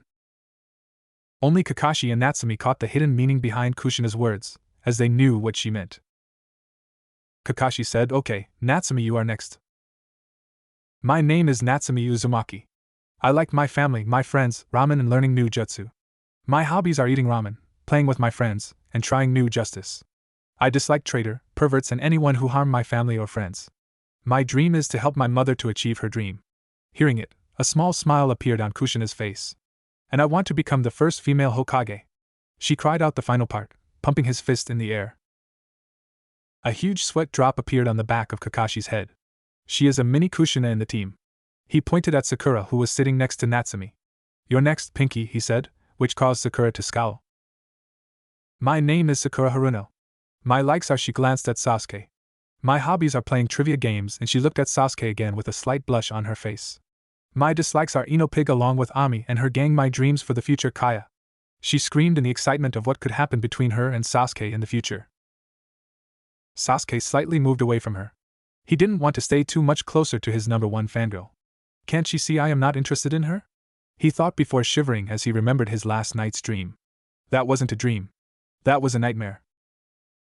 Naruto just shook his head and ignored her. In short, her dream, hobby, and everything are linked to Sasuke, he thought. Natsumi also ignored her. Sakura, like Sasuke, was generally known thing in the academy. TCH, typical Sakura and her obsession towards Sasuke. Kushina and Kakashi cursed their luck. They looked straight at each other and nodded, knowing what they had to do. Kakashi looked at Sasuke and said, Okay then, you're next, broody over there. Sasuke only scowled slightly at Kakashi's nickname. My name is Uchiha Sasuke. I hate a lot of things, and I don't particularly like anything. What I have is not a dream, because I will make it a reality. I'm going to restore my clan, and kill a certain man. Could someone just tell this guy to lighten up a little? Rather than brooding and thinking darkly all the time, there are many things he can do, Natsumi thought.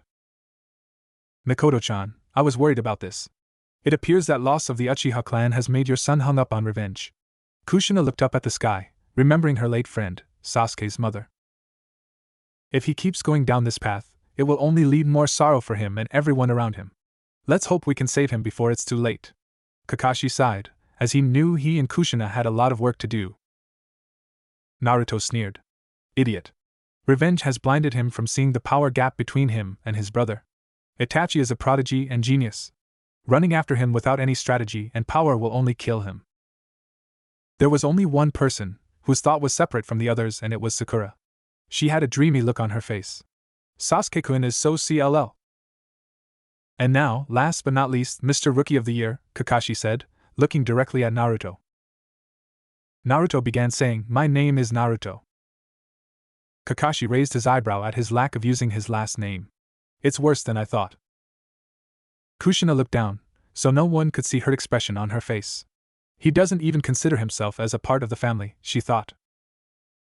Naruto continued, "I like and hate many things. My hobby, you already know it, I don't like repeating myself. My dream, I want to become the best." Kakashi looked at all his students one by one. "Well, I have a mini Kushina, a fangirl, an avenger, and a boy with deep family issues." He turned his head toward Kushina. She had a cheerful smile on her face to hide her hurt expression, and nodded. "I think it's time to tell you about the test," Kushina said, surprising everyone, except Naruto. "But Mom, Natsumi." "Natsumi, you're not home," Kushina interrupted. "Here, I am your sensei, so call me sensei or Kushina-sensei. Understand?" "Why yes, Mo Kushina-sensei," Natsumi said, quickly correcting her mistake. "But what kind of test? We already had our test." Kakashi chuckled out loud. "What's so funny, sensei?" Sakura asked with an annoyed expression. "Well, if I say this, I'm sure you four are going to be surprised," Kakashi said with an eye smile. "Out of all the graduates this year, only a few are going to become real genin, and will stay as teams while remaining will be sent back to the academy. In other words, this test is going to be very hard with a dropout rate of 66%, Kushina explained. "This means there is 34% chance of success." "That's enough for me," Naruto said in a confident tone. Everyone turned toward him and looked him for a minute in silence. "What?" Naruto asked, annoyed. Nothing," Natsumi said. "Anyway, meet us tomorrow at Training Ground 3 at 9 a.m. sharp, Kushina said. Kakashi said, "Oh, and a word of advice, don't eat breakfast, you'll just throw up." "And don't be late," Kushina said. She glared at Kakashi. "Which applies to you as well, Kakashi." "Why yes, Kushina-senpai." Kakashi nodded fearfully. Both Kakashi and Kushina said goodbye to their students and disappeared in twin puffs of smoke. Naruto stood up from his seat and began to walk. Suddenly, stopping dead in his tracks, he turned his head toward his teammates and said, "Take my advice, don't take Kakashi's advice." Before anyone asked him any question, Naruto had already gone from there. "What does it mean?" Sakura asked. Sasuke answered her, "I don't know." "Goodbye," Natsumi said, as she began to walk away from the group of two as well. Once Natsumi left, Sakura turned to Sasuke. "Sasuke-kun, would you like to go out for dinner?" she asked hopefully. "No," Sasuke replied simply. He left the roof to go home and train. Sakura wasn't going to give up easily. She followed him to convince him to have dinner with her. Next day, in the Training Ground 3, Natsumi, Sakura and Sasuke were waiting for their both sensei and their last teammate to show up for their test for the last 15 minutes. At 9 am sharp, in a swirl of leaves, Kushina appeared in front of them. "Good, you all are in time, but where are Kakashi and Naruto-kun?" she asked, noticing their absence. Suddenly, there was a puff of smoke next to Kushina and Kakashi appeared there.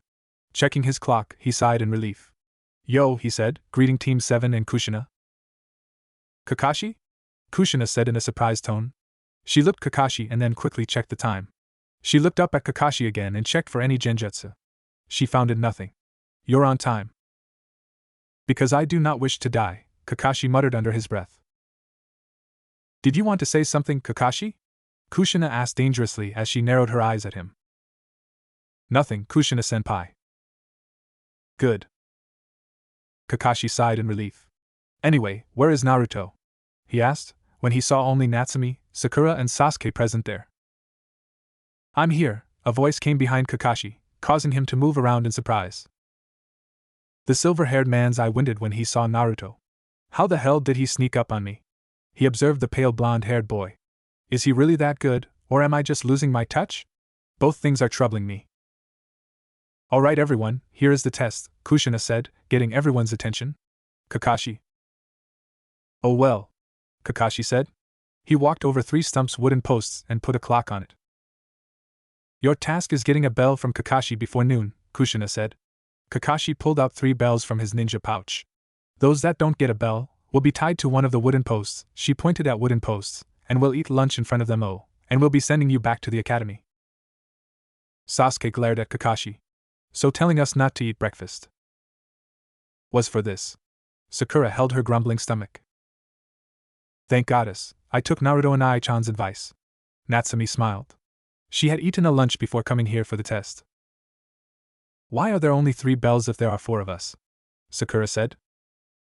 Well, Sakura, this way we can send at least one of you back to the academy, Kakashi said with a smug smile. So come at me with the intent to kill. Begin. 4 figures, 3 genin and 1 jounin, blurred out of existence while 1 stayed there. Kakashi's sweat dropped. Naruto, the test has begun. He sent a curious glance at the young boy. They're good, but they can be better. Sasuke and Natsumi are up in the trees while Sakura is under the foliage. Even though I'm standing next to him, I can barely sense Naruto's presence. He's good. Truly a prodigy, as academy teacher said. I know, Naruto replied, the sound of his voice calm. But I want to say, this is an interesting method to test teamwork. Both Kakashi and Kushina, she was hiding behind a tree to observe her and Kakashi's future students, were surprised by this. It was the first time someone had found out the true meaning of the bell test. He got your quick analyzing mind, Minato-kun, Kushina thought. A small smile appeared on her lips.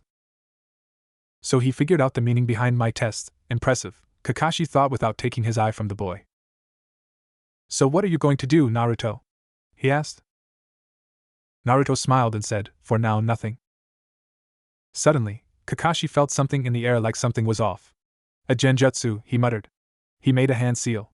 Kai! He watched Naruto in front of him faded away, showing that he had been taken with an illusion. Kakashi smiled under his mask. Minato-sensei, your son is good. Natsumi was up on the tree, looking at Kakashi. Okay, think Natsumi.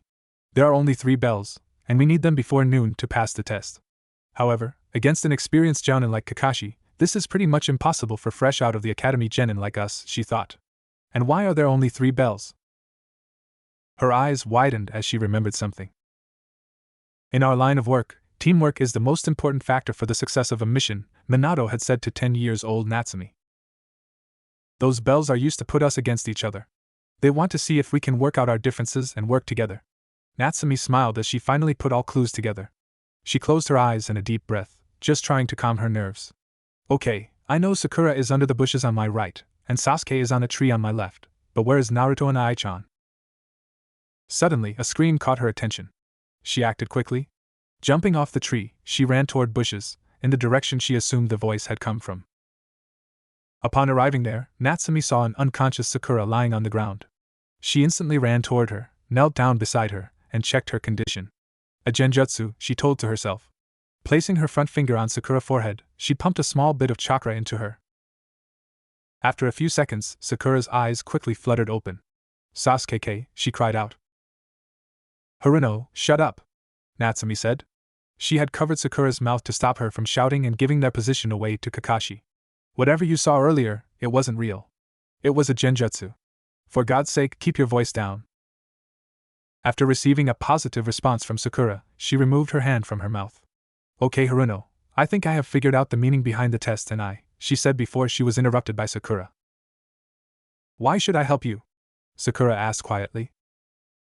But go away. I only need Sasuke-kun, Sakura said, interrupting her again.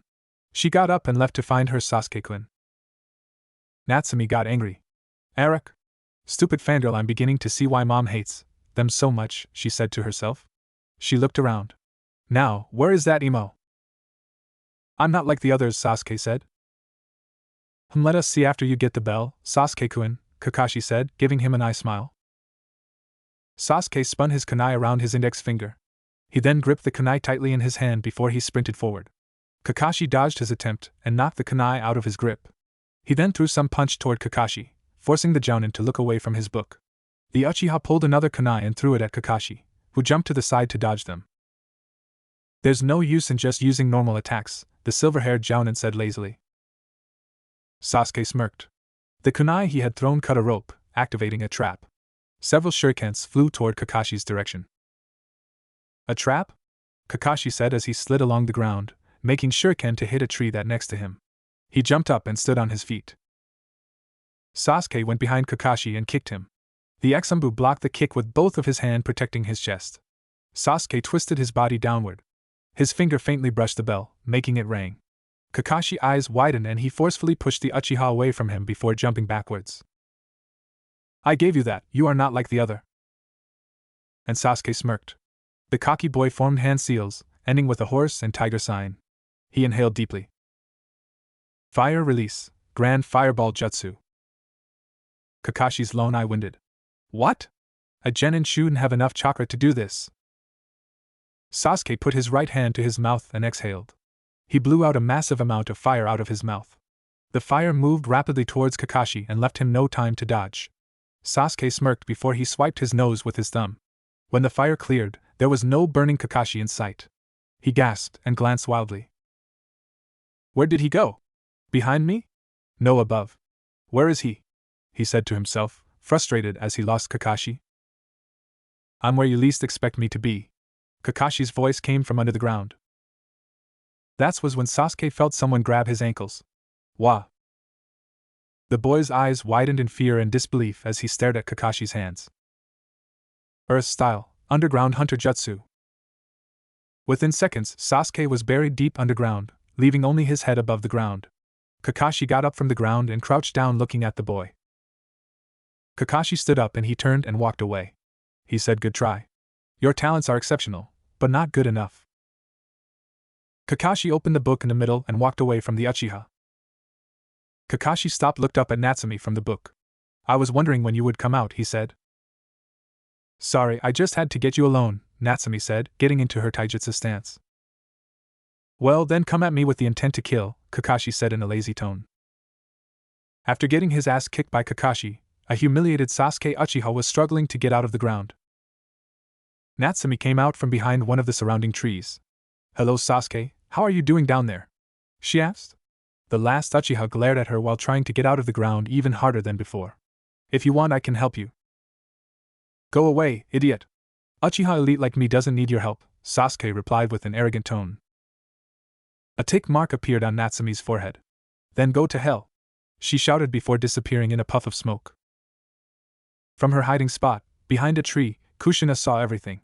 So, Natsumi-chan has also found out a true meaning behind the test. Damn arrogant bastard. I guess I have to wing it, Natsumi cursed under her breath when a clone's memory suddenly surged into her mind. She ran toward Kakashi and tried to kick him only to miss. He's fast. She spun around and throwing a punch toward Kakashi only for the Jounin to block it. For a few minutes, Kakashi was blocking and dodging Natsumi's strikes. Natsumi saw a small opening, but just before she could take advantage of it, Kakashi blocked the strike by catching Natsumi's elbow with his left hand. In an impressive feat of flexibility and agility, Natsumi pushed herself away from Kakashi. Let's do it, she said, making a single-hand seal. Shadow Clone Jutsu. 4 clones of the girl appeared in a cloud of smoke and surrounded Kakashi. They all charged at him. Kakashi dodged their attacks without any difficulty. Shadow clones, wasn't expecting that from a genin. He went and started dispelling all her clones, trying to find the real Natsumi. When all clones puffed out, he found the real Natsumi. Are you done yet? He asked. Kakashi's danger sense went off. He turned around just in time to see a dozen shuriken flying toward him. He quickly dodged all lethal weapons. He looked up to meet his attacker. Naruto. Hello, Kakashi-sensei, Naruto said standing on top of a tree branch. Naruto jumped off the tree and fell on the ground in a crouch. Immediately after that, a wave of black chakra chains erupted from the ground, causing Kakashi to curse. The 4th student leapt back and began dodging all chains. So rumors are true. He inherited the special chakra from Kushina, Kakashi thought while trying to dodge the black chains. Natsumi watched the scene before her with pure awe. She had never seen anything like it before. She knew her mother could use chakra chains like her brother, but she never saw her using it. Wow! That's so cool. I wish I could do that. This is taking us nowhere, Naruto said, retreating all chain except one back into his body. I guess it's time to take it up a notch then. He smirked. Amplify the amount of chakra in the chain, said the chain completely enveloped in white flames. From her hiding spot, Kushina's eyes widened, seeing her son's mastery over his chains. He can even add his element affinity into them, she thought. Shit! Kakashi cursed when he saw Naruto aiming his flaming chain at him. Kakashi narrowly dodged that deadly attack, but it stuck in the tree behind him. The tree exploded into splinters as if it hit with a giant flaming rock. He kept dodging the flaming chain as Naruto kept whipping it at him. "I grow tired of these games," Naruto said. Faster than before, he whipped his chain at Kakashi. It hit Kakashi, but he exploded into a puff of smoke. A shadow clone? He felt a kunai pressed up against his neck. "Well, Naruto, I have to admit it is impressive, but it's still no good if you're not fast enough to land a hit on me," Kakashi said.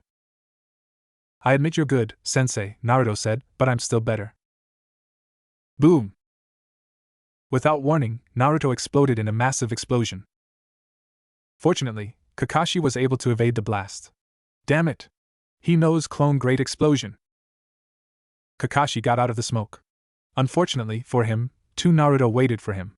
They attacked him with a flurry of punches and kicks. The Jounin continued to dodge attacks. As Kakashi felt something touched his belt, he jumped back and he started in shock seeing another Naruto holding 3 bells in his hand. Naruto's clone smirked, but he wasn't able to hold bells much longer as another Kakashi appeared behind him, dispelled him with a punch in the gut, and caught bells before they could hit the ground. All Naruto moved away from both Kakashi.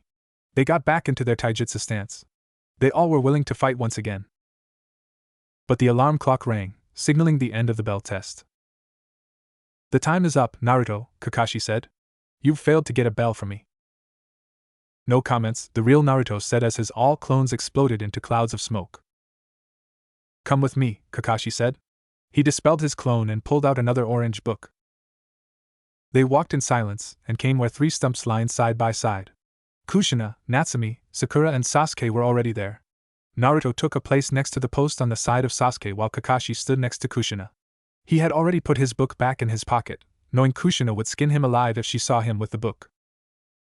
"I watched all of you and I believe that there are no reasons for any of you to go back to the academy," Kushina said, carefully looking at each genin. Sasuke smirked.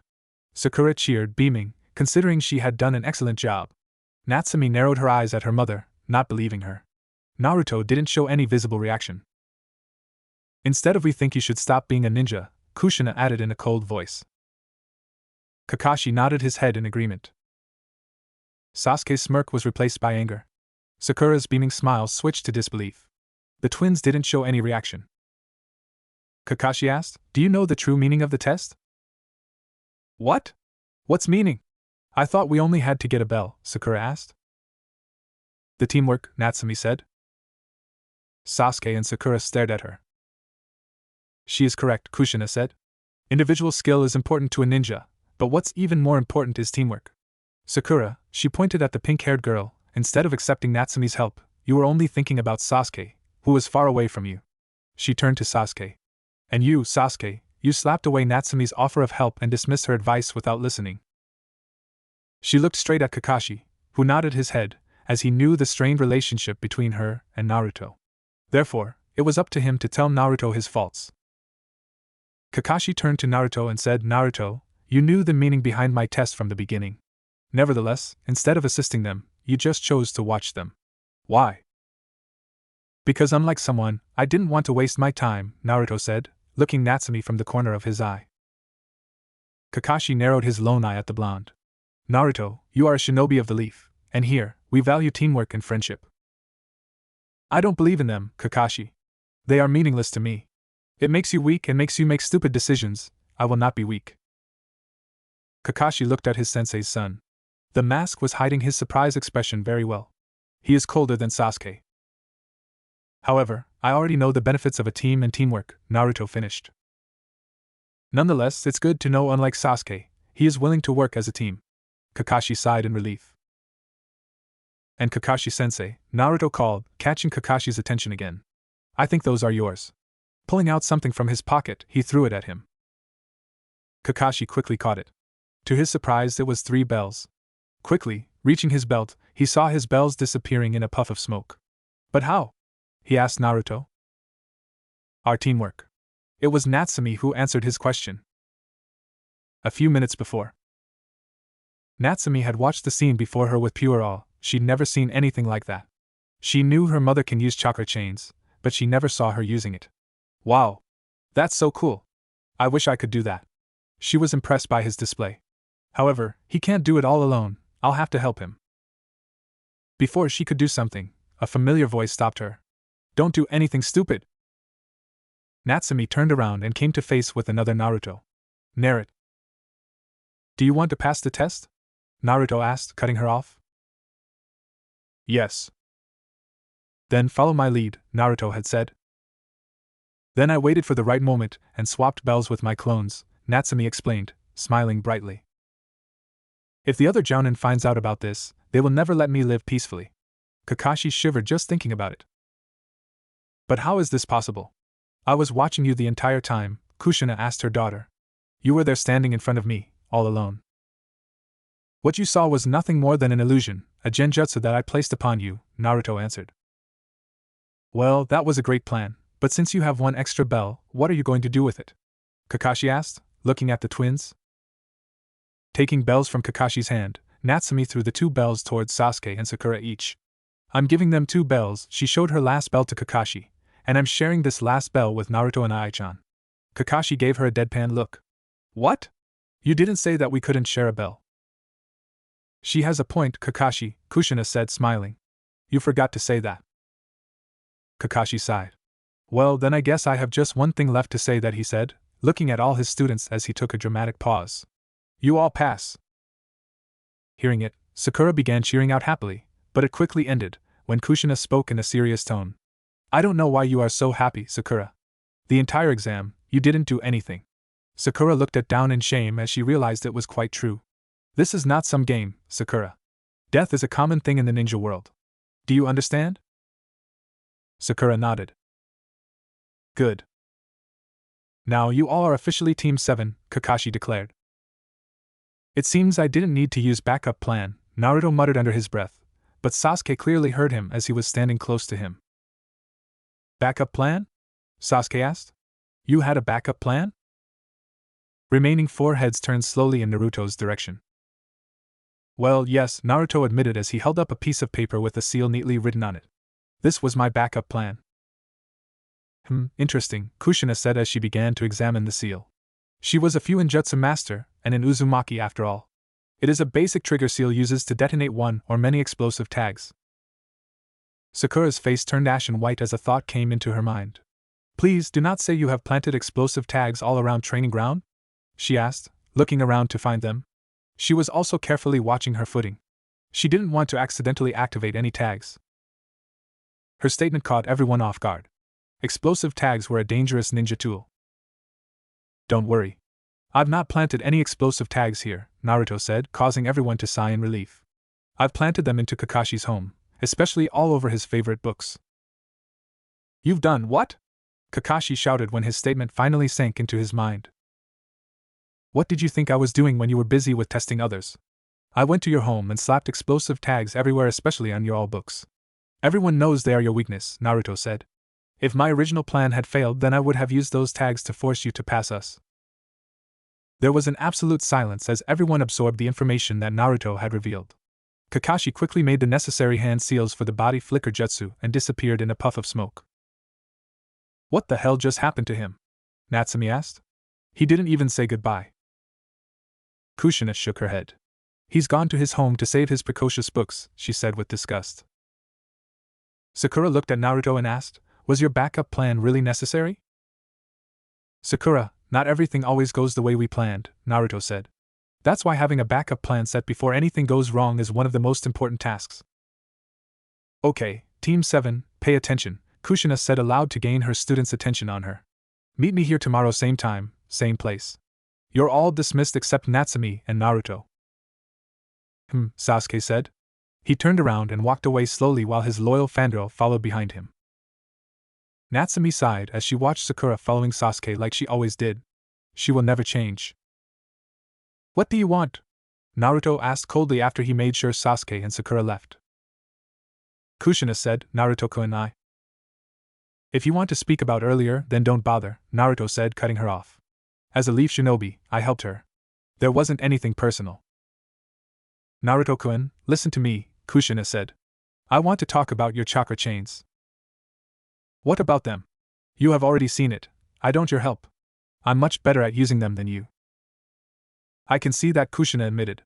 But how did you add your element affinity in them? I tried it with my water affinity, but it didn't end well. Did she just ask my advice? Naruto thought as he just stood there confused. He had never seen anything like that coming. He had half expected she would ask him about his chains, but not this. He shook his head to clear his thought. Well, your answer is always front of you, Naruto said. He turned around and took a few steps forward. With each step he took, tendrils of black smoke began to dance beneath his feet, gathering and coming apart unnaturally. Your chakra control. You need a very good chakra control to make chains using your element affinity. While too much chakra will break your chains, the low chakra will make them weak. The balance is the only way. It's very difficult to control. I can only add my element affinity into a single chain. Black smoke warped around Naruto and slowly started to dissolve into the air, leaving no trace of him behind. Mom, Natsumi said. She literally had stars in her eyes. Yes, Natsumi-chan, Kushina said, staring right at her daughter. When are you going to teach me the body flicker jutsu? I want to do that. She pointed at a place that had been occupied by her brother. Kushina's sweat dropped. Kids nowadays seem to focus more on flashy jutsu rather than getting the job done. The following night, together the Uzumaki family was celebrating the success of their children. It was only a little celebration. Both Minato and Kushina had brought some gifts for their children. Congratulations on being a genin, Natsumi, Minato said as he handed a small box, packed in green cloth. Natsumi unwrapped the gift and then opened the box, causing her eyes to go wide. Inside was a three-pointed kunai. You're going to teach me the Flying Thunder God Jutsu, she shouted with joy and excitement. Minato scratched the back of his head nervously. He didn't want to burst her bubble, but it had to be undertaken. Sorry, princess, I can't teach you that jutsu yet. You do have chakra to use it many times, but don't have enough control to use it correctly. He pointed the three-pointed kunai that she was holding in her hand. It is just a little extra insurance. Only to use it in case of an emergency. Natsumi nodded, placing her father's kunai safely into the weapon pouch. She moved and gave Minato a hug. Thanks, even though it's lame, she said, murmuring the last part under her breath. She released her father from the hug and looked straight at him with a hopeful expression. Hey, Dad, can you teach me the body flicker jutsu? She asked. Maybe, Minato said. What's wrong with kids these days? They prefer flashy jutsu over basics, he thought. This one is from me, Kushina said, giving her gift to her. It was long and wrapped in a red cloth. Please tell me, it isn't a demon wind shuriken? Natsumi asked after examining its size and length. No, my gift is not lame as Minato's, Kushina said. Minato's eye twitched in annoyance as he screamed in his mind. My gift is not lame. It's for her safety. Natsumi unwrapped Kushina's gift. Inside the long, black box lay the most beautiful ninjato. It had a black sheath and blood-red hilt. On the hilt was carved a mythological bird, phoenix with the Uzumaki clan's swirl in between its both wings. Natsumi removed the ninjato from its sheath. Her eyes moved over the blade to examine its beauty. The blade was thin and elegant-looking, razor-sharp and deadly. She traced the kanji of will of fire carved into the blade with her fingers. Do you like it? Kushina asked, smiling. Natsumi had lost in eyeing the beauty of the sword. Yeah, she said. She gave his sword a few practice swings to get a feel for the weapon and found ninjato was perfect for her hand. I love it. I knew you would love it. Thank Mom. Natsumi sheathed her sword, moved forward, and hugged her mother happily. Kushina wrapped her arms around her daughter and gave her a hug in return. I believe that you are fully ready to learn kenjutsu, she said, releasing Natsumi from the hug. Thank you, Natsumi said, but what about Naruto and Ai-chan? Don't worry, Natsumi, we also have gifts for him, Minato said, smiling. Anyway, where is he? Natsumi answered, I think he's in his room. Suddenly, they heard faint footsteps. They turned around to see Naruto. Minato smiled at his son. Naruto, I have, however, he cut himself off when he saw him carrying a backpack. Where are you going? I'm leaving your home forever, Naruto said, making his way toward the front door. What? Kushina shouted, a tear forming in the corner of her eye and slowly falling down her face. Naruto, this is your home, Minato said, trying to persuade his son. Naruto stopped in front of the door and turned slightly to look at Minato. It's your home, Hokage-sama, not mine, he said. Naruto, I forbid you from getting out of this house, Minato ordered. You can't stop me from leaving, Hokage-sama. I'm not a child you can order around any longer. Naruto answered him back. According to the village law, after wearing a headband that shows my status as a ninja, a genin is considered an adult. There's nothing you can do now. With that, Naruto exited the house, leaving his saddened family behind. Naruto stepped out of the Uzumaki house's compound and took a deep breath, savoring the air of freedom. At last, he had been able to free himself from all watchful eyes of his family, a former family. They had been a major obstacle in his path. It was time to start formulating his master plan. The blonde boy gathered some chakra into his feet and jumped to the next rooftop. He landed there in a crouch and then started jumping from roof to roof towards his new apartment. After jumping from one roof to another for several minutes, he slowed down when he came near his new place. He took a big jump and swiftly landed on the balcony. Naruto took a few steps forward, but something stopped him. His eyes drifted over to a small, dark empty space between the two buildings. He shook his head before returning his eyes back to the door. He withdrew a key from his pocket to unlock the door. So Minato sent his pets to keep eyes on me, the boy thought as he pushed the door open and walked in. Naruto closed the door, turned a doorknob and channeled his chakra. A seal array materialized over the door, securing the whole apartment from unwanted eyes. He looked around. He had gotten everything he needed in the small apartment. It had a small kitchen, a bathroom, and a bed. So this is your new home, one of the White Setsu's clones said, emerging from the apartment's wooden flooring. But it's quite small, isn't it? It's not like I'm going to spend my whole life here, Naruto said, taking his backpack off from his back and placing it on the ground. He took the black cloak out and pulled it over his head. Get ready. We're going.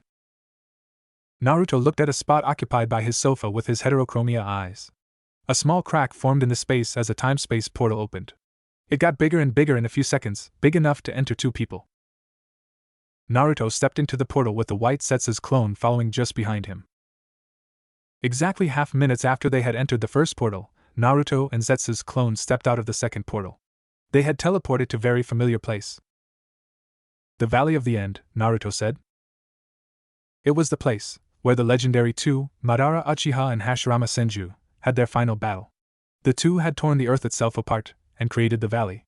The battle had ended with Hashirama victorious, Madara secretly escaping his death and going into hiding, and the nine-tailed fox being sealed within Hashirama's wife, Mito Uzumaki.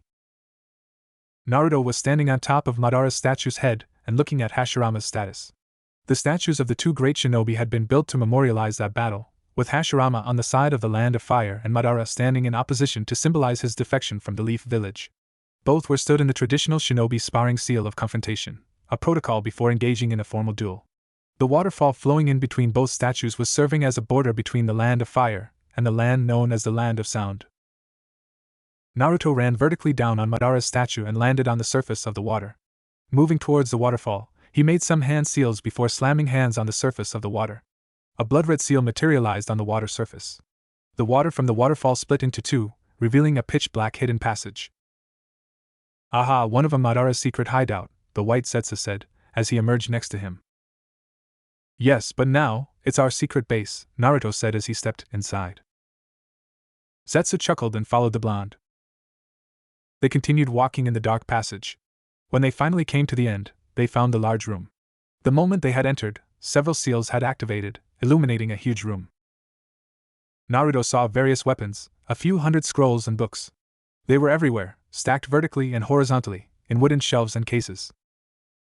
Naruto went forward, pulled one book from one of a shelf, and read its title. Uzumaki Clan's Secret Fuinjutsu. Interesting, he told himself, putting the book back in its place. So you have finally come here. Naruto quickly turned around and saw the person he had expected to see there.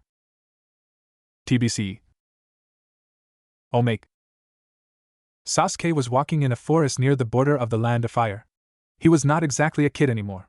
He had grown up into a tall and handsome man, but he still had duck butt hairstyle. He was dressed in the standard uniform of the Leaf Umbu with a ninjato strapped to his back. He was the deepest part of the forest to search Itachi. Today I'm going to destroy you, Itachi, Sasuke said as he jumped from tree to tree, searching for any sign of his brother. His Sharingan eyes narrowed when he saw a black-cloaked figure standing near a tree. Found you, Itachi? He accelerated and landed in front of his brother. Itachi. Itachi turned around and looked at Sasuke with his emotionless Sharingan eyes. Sasuke looked at his brother and clenched his fist. They both bore similarities to one another in terms of their appearance. They both had same onyx eyes, jet black hair and skin tone, but that was where their similarity ended. Itachi's hair was pulled back with a red elastic in a low ponytail, which extended his shoulder blades, and his eyes, they were cold and emotionless. They were looking right at him. "Hello, my foolish little brother," Itachi stated in an emotionless tone. His Sharingan started to spin amazingly fast. "I'm not little anymore." Sasuke glared directly at Itachi, his Sharingan also spinning rapidly. "I've heard you got married and became a father, foolish brother," Itachi said. "It's none of your business, Itachi," Sasuke said. He gritted his teeth angrily as he glared hard at his brother. 10 years ago, the council had forced him to marry his teammate, Sakura.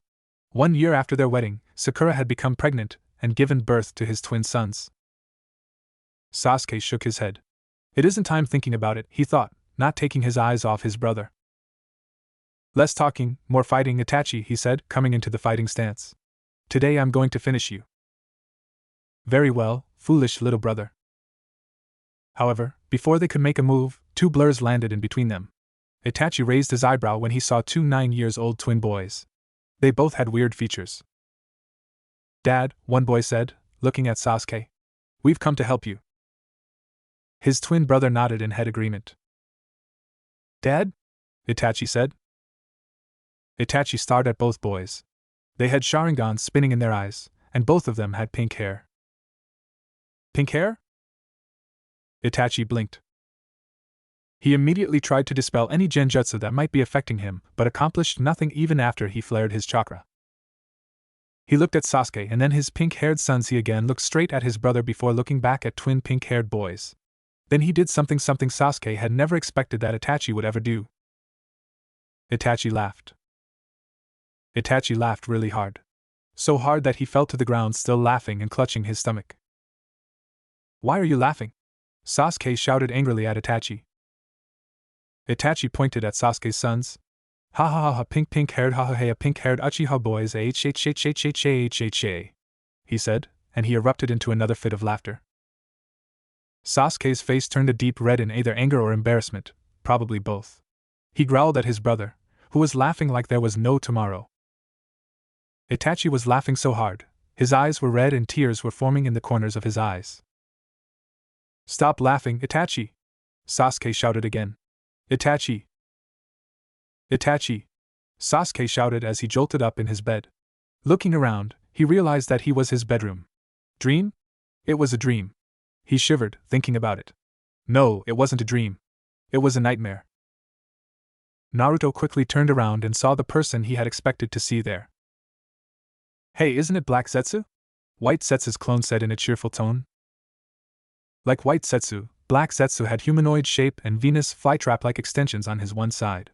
He also had short green hair and a single yellow eye, which lacked any visible sclerae or pupil, and mouth with jagged teeth. Like his name, he was completely black. Compared to White Zetsu, Black Zetsu was more serious and knowledgeable as he was the physical manifestation of Princess Kaguya Otsutsuki's will. He was her last creation. He was a real antagonist, a true culprit behind everything. He had spent countless years influencing the shinobi world in order to facilitate her revival. "Idiot," Black Zetsu said to the clone in a deep voice, which was much different from the clone, "go back to your work." "Oh well," the clone said in disappointment, and he slowly sank into the ground. "Where is your white half?" Naruto said. As far as he knew, both Zetsu halves would rarely separate themselves from each other.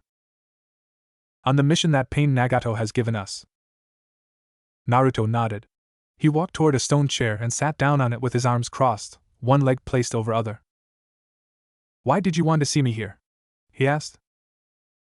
Black Zetsu sank into the ground and came out with a scroll in its hand. "To give you this?" He threw the scroll at Naruto. Naruto caught the scroll successfully. "What is it?"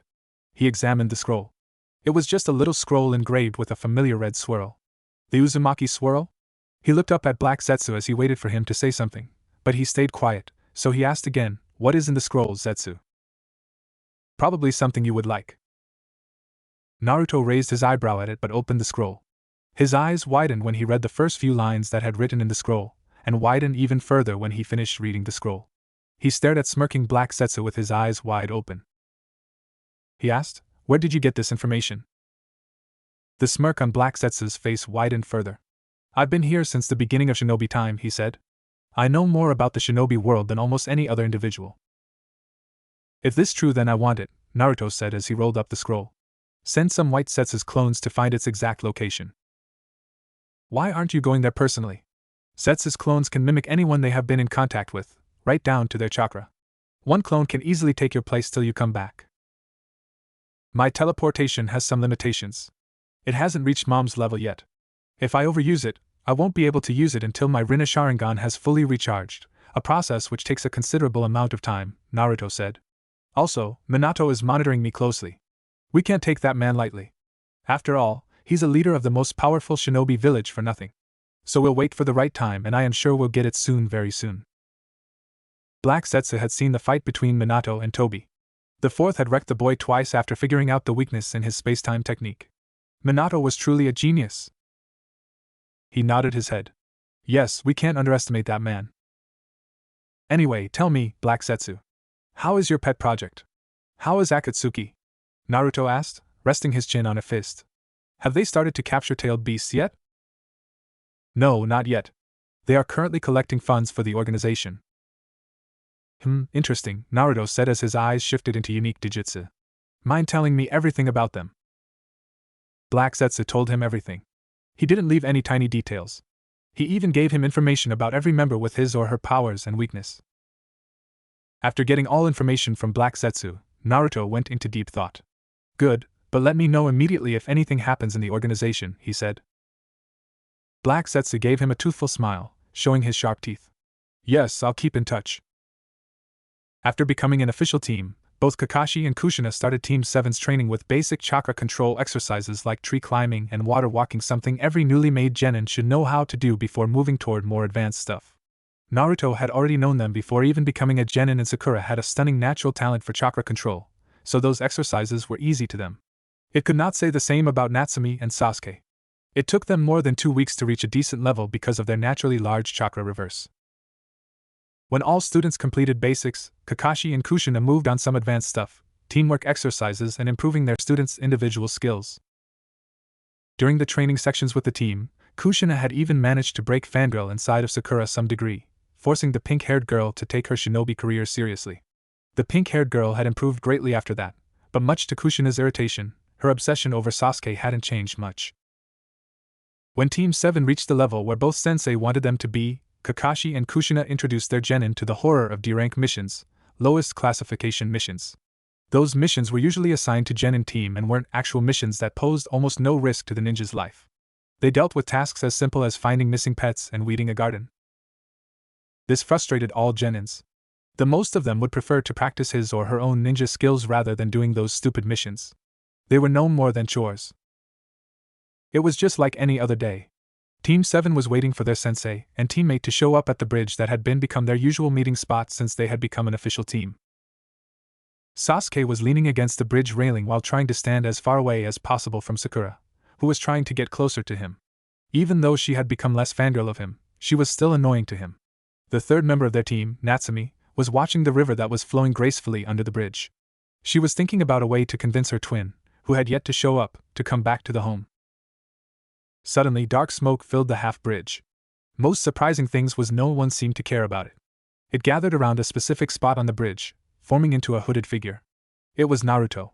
Right after him, both Kushina and Kakashi showed up with a puff of smoke. Yo! Kakashi greeted in his usual manner. Hello, students, Kushina said, smiled. Today, we are going on a special D-rank mission. There is nothing special about D-rank missions. They all are just a bunch of chores, Naruto muttered under his breath. Except you, Naruto, Kakashi said, causing the blonde boy to look at him with a raised eyebrow. Minato-sensei wants to meet you. Much better than this chore, Naruto thought, and he dispersed into the air in the form of black smoke. Why does Hokage-sama want to meet him? Sakura asked, looking at Kakashi. Sasuke and Natsumi turned their heads toward him, as they also wanted to know about it. In his usual lazy manner, Kakashi skillfully dodged that question. Nothing special. Naruto appeared outside the Hokage office and went in when he got permissions to enter. He saw current Hokage and former Hokage sitting with their 2 advisors. Welcome, Naruto-kun, Hiruzen greeted as soon as he saw the blonde boy. Naruto gave him a nod before he looked directly into Minato's eyes. What can I do for you, Hokage-sama? He asked. It's about your special talent, Kohara said, as she quickly came to the point. Naruto turned his head right where Kohara was sitting next to Hamura. Which one? Adjusting his glasses, Hamura answered, your wood release. What about it? Naruto asked. Naruto didn't like those two. They had a bad habit of poking their noses into someone else. Yamato, former Hokage, called, and a man with short brown hair and black, almond-shaped eyes entered the office. Naruto turned his head to watch the man. He wore a variation of the standard attire of a leaf knee with a flak jacket. In addition to that, he had a Hapuri-style forehead protector that framed his face, similar to that of Tobirama Senju. Naruto recognized the man. He was a prior root Umbu codenamed Kino. Naruto, meet Yamato, Hiruzen said. He is your new teacher. He can also use wood release like you. So they gave him another code name, Naruto thought while eyeing the man carefully who was doing the same as him. So you are the lone survivor of Snake Sanin's experiment on the first Hokage's DNA, he said, shocking everyone in the office. How did you know about this? It's one of the high-class secrets of the village, Kohara asked, sounding demanding. Naruto scoffed. Ask your current Hokage who has a tendency to leave important documents on his study table. Everyone turned to Minato. The fourth's cheeks had turned red with embarrassment. Sorry. Just how many secrets you know? Hamura asked, turning back to Naruto. Not too many, Naruto answered, but inside, he was thinking about something else. Ha, I know every deepest and darkest secret of Hidden Leaf Village, you old fools. Hiruzen sighed before looking at his successor's son again. Keep them secret, he said. Naruto nodded. I will keep them secret until a certain time. Yamato. Minato called to get Exumbu's attention before he gave him a nod. Yamato gave a deep bow before he grabbed Naruto's shoulder, and they disappeared in a swirling of leaves. Hiruzen turned to his successor and said, I should have taught you the proper way to keep a secret before giving my position to you. Hamura asked, what were you doing anyway when your son was reading S-rank documents? Well, I was busy, Minato answered. There was a tiny blush on his cheeks. With Kushina. Hiruzen's sweat dropped. Well, I cannot really blame him. It had also happened to me numerous times. Minato, Kohara said, getting current Hokage's attention. Are you sure he doesn't know the truth of the Uchiha clan's massacre? Minato shook his head. There's no document or file on that incident, so I'm sure Naruto doesn't know about it. How wrong Minato was. His son knew the truth behind the Uchiha clan massacre as well, even more than him. Yamato and Naruto appeared on a large ground. Naruto's violet eyes looked around to locate where he was. The place looked similar to the Training Ground 3, which Team 7 used, with some minor difference.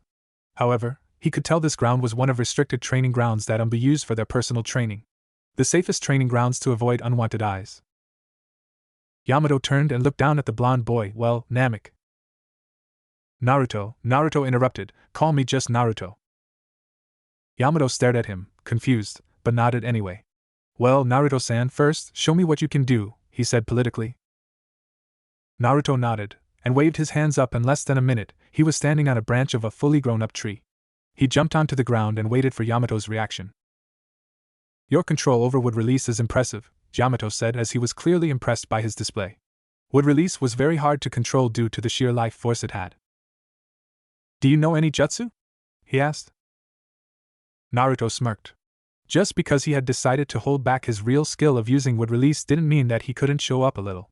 He began to make hand seals. It was a low-level version of his favorite move, wood release secret technique, nativity of a world of trees. He finished the last hand seal. Wood style, giant forest jutsu. Small trees started popping out of the ground, so Yamato jumped out their way. In less than a minute, a small part of the training ground filled fully matured trees. Naruto fell on his knees and made a fake panting sound. This way he would get an excuse for showing such level of technique. Good, you are much better than I thought, Yamato said, clapping for him, as he walked toward him. But where did you learn this technique? Well, I sneaked into the Senju library to learn more about wood release, Naruto said. It was a half-truth. He didn't sneak into the Senju library, Zetsu did. How did you sneak inside the Senju library? Yamato asked. He had once tried to go inside the library, but it had turned out a complete failure because of a blood seal placed on the door. I'm from the Uzumaki clan. We are distant blood relatives of the Senju clan, Naruto answered. And the seal is designed by the first wife, Mito Uzumaki. Yamato nodded. It made perfect sense. Minato was speaking with former Hokage and elders in his office. They were discussing on some vital matters when the door to the office flung open and Hokage's daughter walked in holding a cat, followed by remaining Team 7 and their Jounin sensei. Both sensei were looked perfectly fine, but the condition of all three genin weren't good. Their clothes were ragged with mud on them. There were also minor bruises and scratches on their faces. Daddy! Natsumi shouted, holding the brown-colored cat up. The cat had lighter-colored markings on her head and amber-colored eyes with the red ribbon on her right ear. Her name was Tora, infamous the demon cat Tora, the bane of every Leaf Ninja's existence. Tora had a bad habit of running away from her owner, who was none other than Madame Shirjimi, the wife of the Fire Daimyo. I don't want this little monster's mission again, she added angrily, as both Sakura and Sasuke nodded their head in agreement. They had caught this little monster after searching her 3 fucking hours. Sasuke was debating himself, whenever he should kill this monster before killing Itachi, or not. All adults in the room sweat dropped, seeing the weird behavior of the genin team in front of them. Minato opened his mouth to say something to her when suddenly Tora jumped from Natsumi's hand to the ground. Somehow, she had been able to free herself from Natsumi's grab. She ran toward the door, which was unfortunately opened. All three genin looked at the scene with their mouth gaping open for a few seconds before Natsumi came out of her stupor and shouted, "Catch that demon cat!" But it was too late. Well, looks like we've to catch her again, Kushina said, hiding her giggle. Three genin slumped back to the ground in both exhaustion and utter defeat. I do not like that cat, Sakura murmured. Just a minute later, Yamato came into the office, followed by Naruto, who was petting very familiar cat. Tora? Sakura said, recognizing the demon cat Tora in Naruto's hands. She seemed so peaceful in his hands. How are doing this? And how did catch her so easily? Natsumi asked. It took all of us nearly 3 hours to catch her. Well, because I'm good, Naruto answered. He patted the cat on the head. No one except adults in the office noticed the genjutsu that Naruto was using on Tora to calm her down. The way he was using his genjutsu skill clearly impressed all of them. All genin, you are dismissed, Minato ordered. And Naruto, give Tora to Kakashi. Naruto did as Minato asked him to do and left with other genin. When all genin left the office, Minato performed some hand seals for privacy jutsu as the room glowed bluish for brief seconds before it turned back to normal. Give me report, Yamato, he said. Well, his control over wood release is impressive. Even I wasn't that good when I had first started to learn wood release, Yamato said. He was obviously impressed by Naruto's talent. The boy was really a genius. How long will it take him to learn to suppress the tail beast chakra? Koharu asked. I don't know. Maybe 1 year or more. It depends on him, Yamato said. They began to discuss on Naruto and other important matters, without knowing one of White Setsu's clones was watching them and hearing their conversation. Inside his new secret hideout, Naruto was standing on top of an underground lake water. He dressed in his new ninja gear, a black zipper-less hoodie with red lining, a mesh armor with navy accents under an identical t-shirt with dark blue pants and matching shinobi sandals. Some White Setsu's clones were arranging the place for him.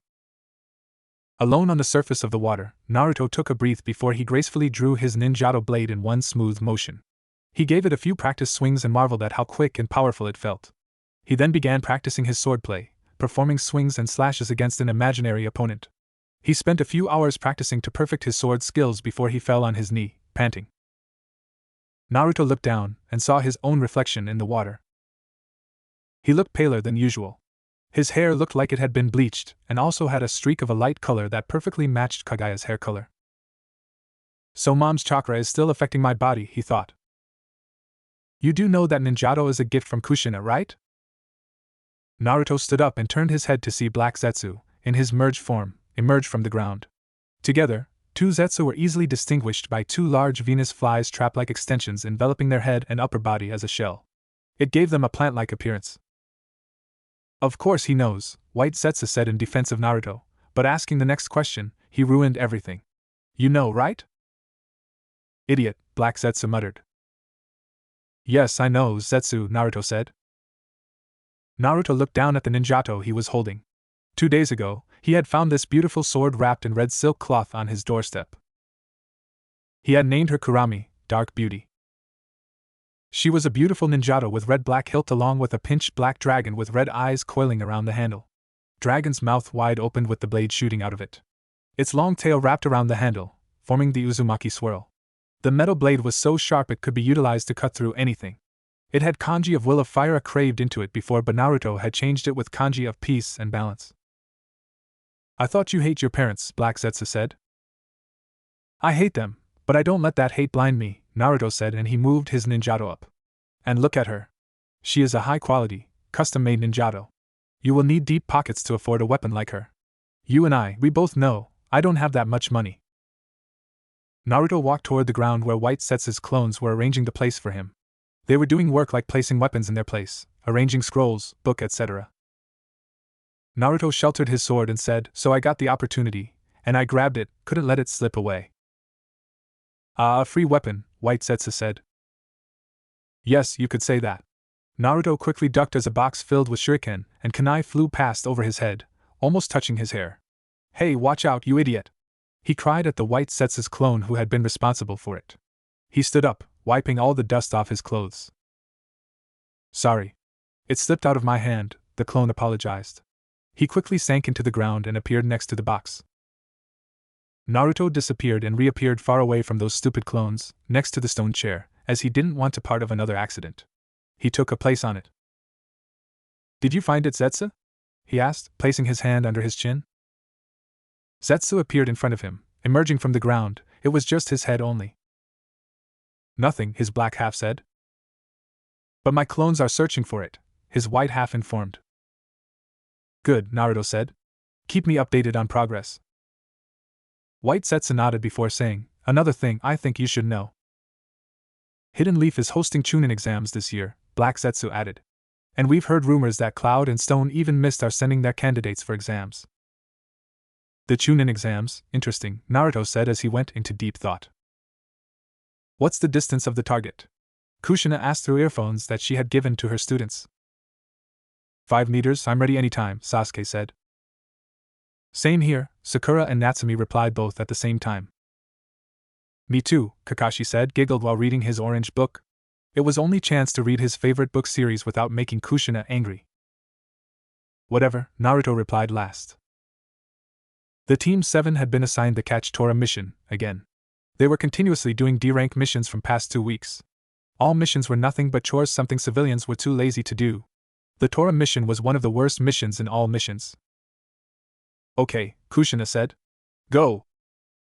She gave them a signal and all of them cornered the target. Both Natsumi and Sasuke jumped into action and attempted to grab the cat. Tora tried to run away, but before she could, Naruto caught her tail and quickly placed a genjutsu on her. Got her, Naruto said. Ribbon on the left ear, are you sure this is the target, Tora? Kakashi asked without taking his eyes from the book. Yeah, I'm sure, Naruto said, patting the cat who was behaving well.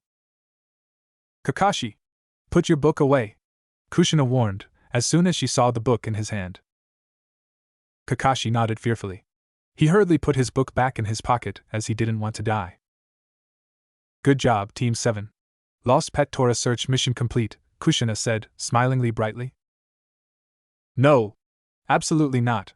Natsumi shouted at her father. I want to do, a more incredible mission. Find us a better one, Databeo. She quickly clapped her hands over her mouth as her cheeks instantly reddened with embarrassment. Kushina smiled at her while Minato's sweat dropped. She is becoming more and more like her mother.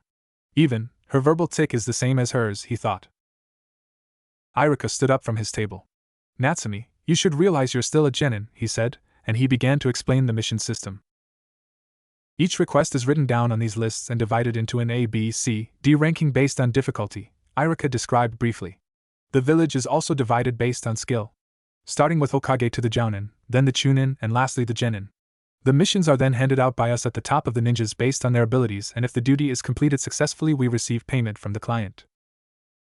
He took a deep breath. He was in his private world. You guys just recently became Genin. D-rank missions are perfect for you, he finished before looking around. A tick mark showed on his forehead. Both Naruto and Kakashi were reading books. Natsume's back was facing him, and she was telling Sasuke and Sakura about ramen that she had eaten yesterday. In short, no one was giving him attention. Iruka turned to Hokage and his jaw dropped on the floor. Kushina was particularly sitting on Minato's lap while her hands were around his neck. They were just talking about some random topics. Iruka did a fake cough to catch their attention. When he didn't get any result, he said, "Hokage-sama?" Kushina quickly stood up from Minato's lap.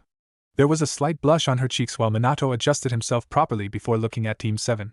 "You understood him, right?" he asked because he didn't.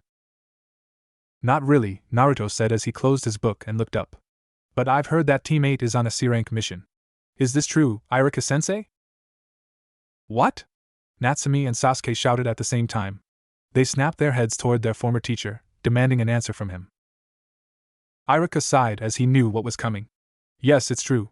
Their mission is to escort the master bridge builder to the land of waves and protect him while he finishes building his bridge," he said. Naruto didn't have any hope that Team 8 would return back to the Hidden Leaf safely.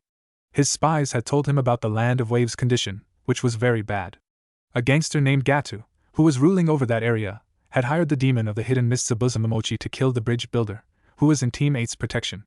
In short, the mission was not a simple C rank, its difficulty level was in between A and B. Team 8 wasn't a suitable team for that kind of mission. It wasn't a combat team, it was a tracking team. There were too many gaps between Zabuza and Kurenai's skills as well.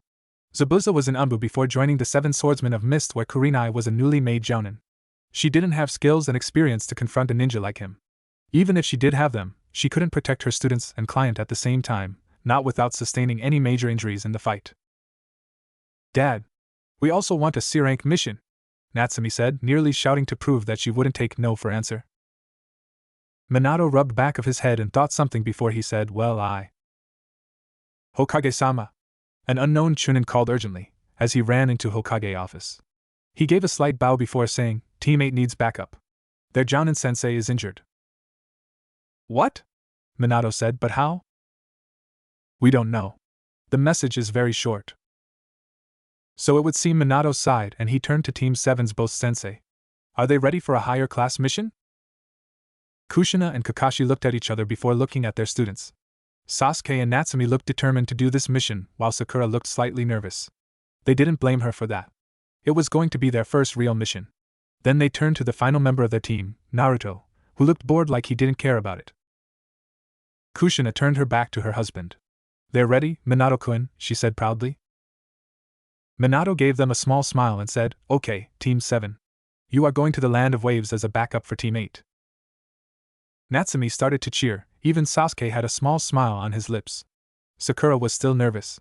And Naruto, he wasn't paying any attention. "Alright, Team 7, meet us at the Hidden Leaf Gate in 2 hours, Kakashi said. Naruto finished packing all the essentials he'd need during the mission and finally strapped a ninjato onto his back. "Are you going to visit the site?" Black Zetsu asked. "Maybe," Naruto answered, walking toward the exit. "Let me know if you need any help," Black Zetsu said before sinking into the wooden flooring. Naruto walked out of his apartment and locked the door, securing it with seals. He turned around, leapt off his balcony and landed on the second-story roof. He then started to jump from rooftop to rooftop, quickly heading toward the Hidden Leaf Gate. Naruto reached the gate first. He leaned against a wall to wait for others to show up. In a puff of smoke, Kakashi arrived before everyone could show up. Naruto raised his eyebrow. "You've come before the time?" he said. "Hey, I'm not always late," Kakashi said. Naruto gave him a deadpan look. "Okay, I've come late to our meetings and training sections many times and I admit, I'm not exactly the most punctual person, but I'm not the worst. There are a lot of people worse than me in that department." Naruto shook his head and took out a book from his pouch. "Whatever helps you sleep at night, Kakashi-sensei," he said. Kakashi sighed, knowing there was no way he could win this argument. He then followed Naruto's example as he pulled out his Ika book and started reading. A minute later, Sasuke showed up, his number 1 fangirl, Sakura, following shortly behind him. Both of them wore their regular ninja clothes. In addition, they had backpacks on their backs to store their extra ninja supply and essential things they need during the mission. On the way, Sakura saw that Kakashi was already there. He was standing beside Naruto and reading an orange book. "Kakashi-sensei, you are on time?" she asked. Kakashi's sweat dropped. "Is my reputation really that bad?" There was a puff of smoke, and Kushina and Natsumi appeared next to Sasuke. Kakashi quickly hid his book into his flak jacket before turning to them. Kushina was in her as usual Jounin uniform and Natsumi dressed in her new gear, a yellow blouse with a red shirt underneath that exposed her navel, a black skirt, thigh-length fishnet stockings and sandals with her red ninjato strap on her back. So, are you ready? Kushina asked her students. She got nods from them. Let's go. They left the village and started their journey toward the land of waves. Knock knock. Coming. A knock at the door garnered the attention of a beautiful dark-haired woman.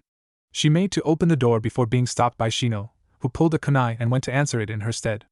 Opening the door, keeping his weapon hidden from view, Shino saw his 4 former classmates along with a masked man and a red-headed woman, whom he recognized Kushina Uzumaki. You must be Kurinai's student, Aburaim Shino, right? Kushina asked, giving him a small smile. Yes, Shino said. He was pursing a few words. He looked back at the woman inside of the house and gestured to her to let her know everything was okay. At that point, the woman came to the door and greeted the new arrivals with a warm smile. Hello, my name is Tsunami. You all must be the group of ninjas sent to help the others protect my father. She bowed to them. Kushina smiled. My name is Uzumaki Kushina. It's nice to meet you. I'm Hatake Kakashi. Kakashi gave her eye smile. He pointed behind him at the kids. Those are our students. The brooding one is Uchiha Sasuke, the little redhead is Uzumaki Natsumi, Pinky's name is Harino Sakura, the blonde boy is Naruto. Sasuke gave his famous stoic response. Natsumi gave her grin, Sakura smiled at her, and Naruto just nodded his head. Shino stood off to the side as they all came in and Tsunami closed the door behind them.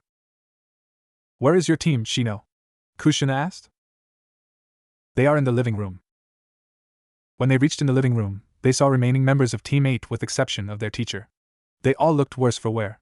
Kiba had a ripped jacket, Hinata had a small bit of blood on her arm meaning she had been hit by some small weapon, probably a Senbon needle. They hadn't noticed it before, but Shino also looked tired, probably from the chakra exhaustion. Natsumi stepped forward when she saw Hinata and gave her childhood friend a small hug. Thank goodness you're safe, Hinata, she said. I was worried about you. Sorry for making you worried, the shy girl said. She subconsciously rubbed her injured arm. Naruto's eyes caught this. He pulled out a small vial from his pocket. It contained a light purplish liquid inside, and tossed at Hinata. The Hyuga airless caught the vial and looked at the blonde questionably. That medicine will ease your pain, he told her. Thank you, Hinata said while pocketing the medicine. Thank God, Kiba to himself as he saw the team. We really need your help. Kurinai-sensei is upstairs injured from a fight, and we didn't know what to do without her. Kakashi smiled at the young man. You did everything you were supposed to do, sit in a fortified area and wait for backup, and well done on not just answering the door. He praised the team while gesturing for Naruto to go check on Kurinai. Go see if you can get her up and moving, Naruto, do what you can. Naruto nodded, yes, Kakashi-sensei. I'll accompany you, Naruto-kun, Kushina said. Kushina smiled at Team 8 as she and Naruto walked past them up the stairs. On the way, they ran into an old man. They recognized him, Tazuna, the master bridge builder. They had seen his picture in the file. He had gray hair, a large beard and dark eyes. He wore a sleeveless V-neck shirt with an obi, pants. The bridge builder was drunk. He took a sip of the sake. His eyes fell upon Kushina. A perverted grin appeared on his wrinkled face. Kushina noticed that as she gave him a death glare, making the old man nearly piss his pant. He quickly moved away from her with fear in his eyes. Idiot, Naruto thought as he and Kushina walked into the room. Kurinai was laying down asleep, but her dress was ripped in the stomach and they could see clearly that there was a rather deep cut on the abdomen that wasn't healing right. Naruto quickly placed some seals on her body. What are those seals for? Kushina asked, pointing at the seals that were blinking in a purple light.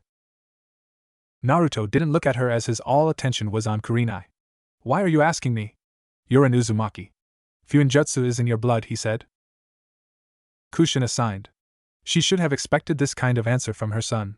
Let's see, she watched the seal carefully. It didn't take her much time to understand those seals. So these are medical tags, she said. Where did you get them? They are more advanced and complicated than those tags we use in hospitals. I made them. You made those tags? I didn't know you know Fuinjutsu. There are many things you don't know about me. Kushina watched her son making some hand seals. He had come this far in the Fuinjutsu, one of most complex shinobi arts. The Uzumaki blood truly flows strongly in her son.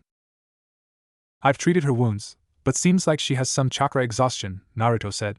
His glowing green hands were on Kurenai's stomach where she had a deep wound. I will have to feed some of my chakra slowly into her body to relieve the stress on her coils and to flush the toxins from her chakra stream. Good news for you, Team 8. Kurenai is out of danger, Kushina said.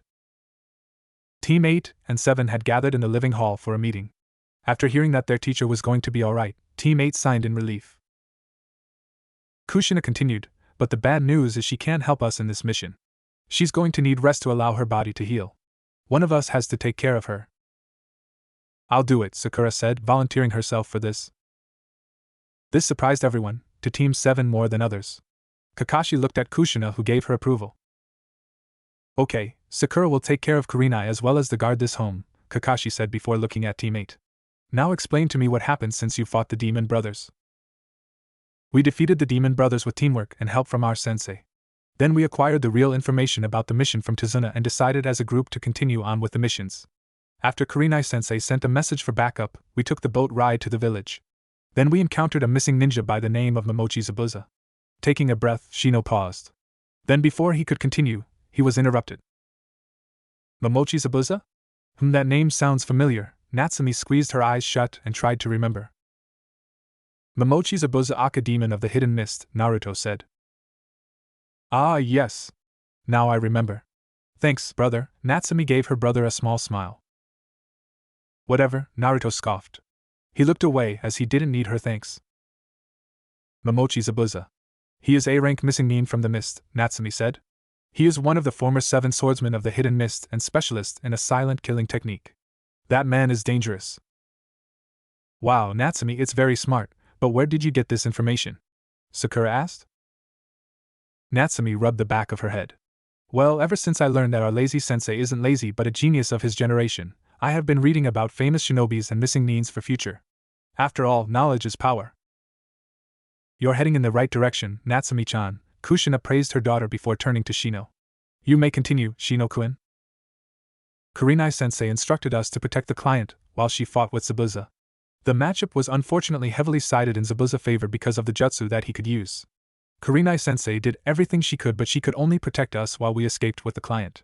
She soon met up with us afterwards, in which she collapsed at the house from exhaustion. Shino explained with a monotone voice. Good work, teammate. Did Kurenai say anything to you before she collapsed? Kakashi asked. Oh, she did mention that Kiri Hunter Nin took Zabuza's dead body, Kiba remembered. So Zabuza is dead, Sasuke said, sound disappointed as he really wanted to test his strength against a powerful ninja like Zabuza. Naruto said suddenly, I'm not so sure. What do you mean? Kiba asked as he looked at Naruto. What are you not sure about? Naruto looked at Team 7 and 8. The Hunter Nins usually dispose of the body of the person they killed right there. That way no one has a chance to discover the secrets. Kakashi and Kushina suddenly realized the entire situation. So what? Sakura asked, who didn't have any clue what Naruto was saying. It means Zabuza may be alive and that Hunter Nin who took his body is his companion, Kushina informed all genins. The announcement that Zabuza was alive seemed to have varying levels of effect on those in the room. Natsumi seemed excited. Sasuke was smirking, thinking he would get a chance to fight a strong opponent and prove himself as an Uchiha, as well as bringing himself one step closer to kill Itachi. Sakura looked around in worry, not feeling anywhere near as confident as her crush. Hinata was nervous. She knew that she had no chance of helping in a fight like this. No one knew what Shino was thinking as he had shown no visible emotion. Aren't you thinking too much?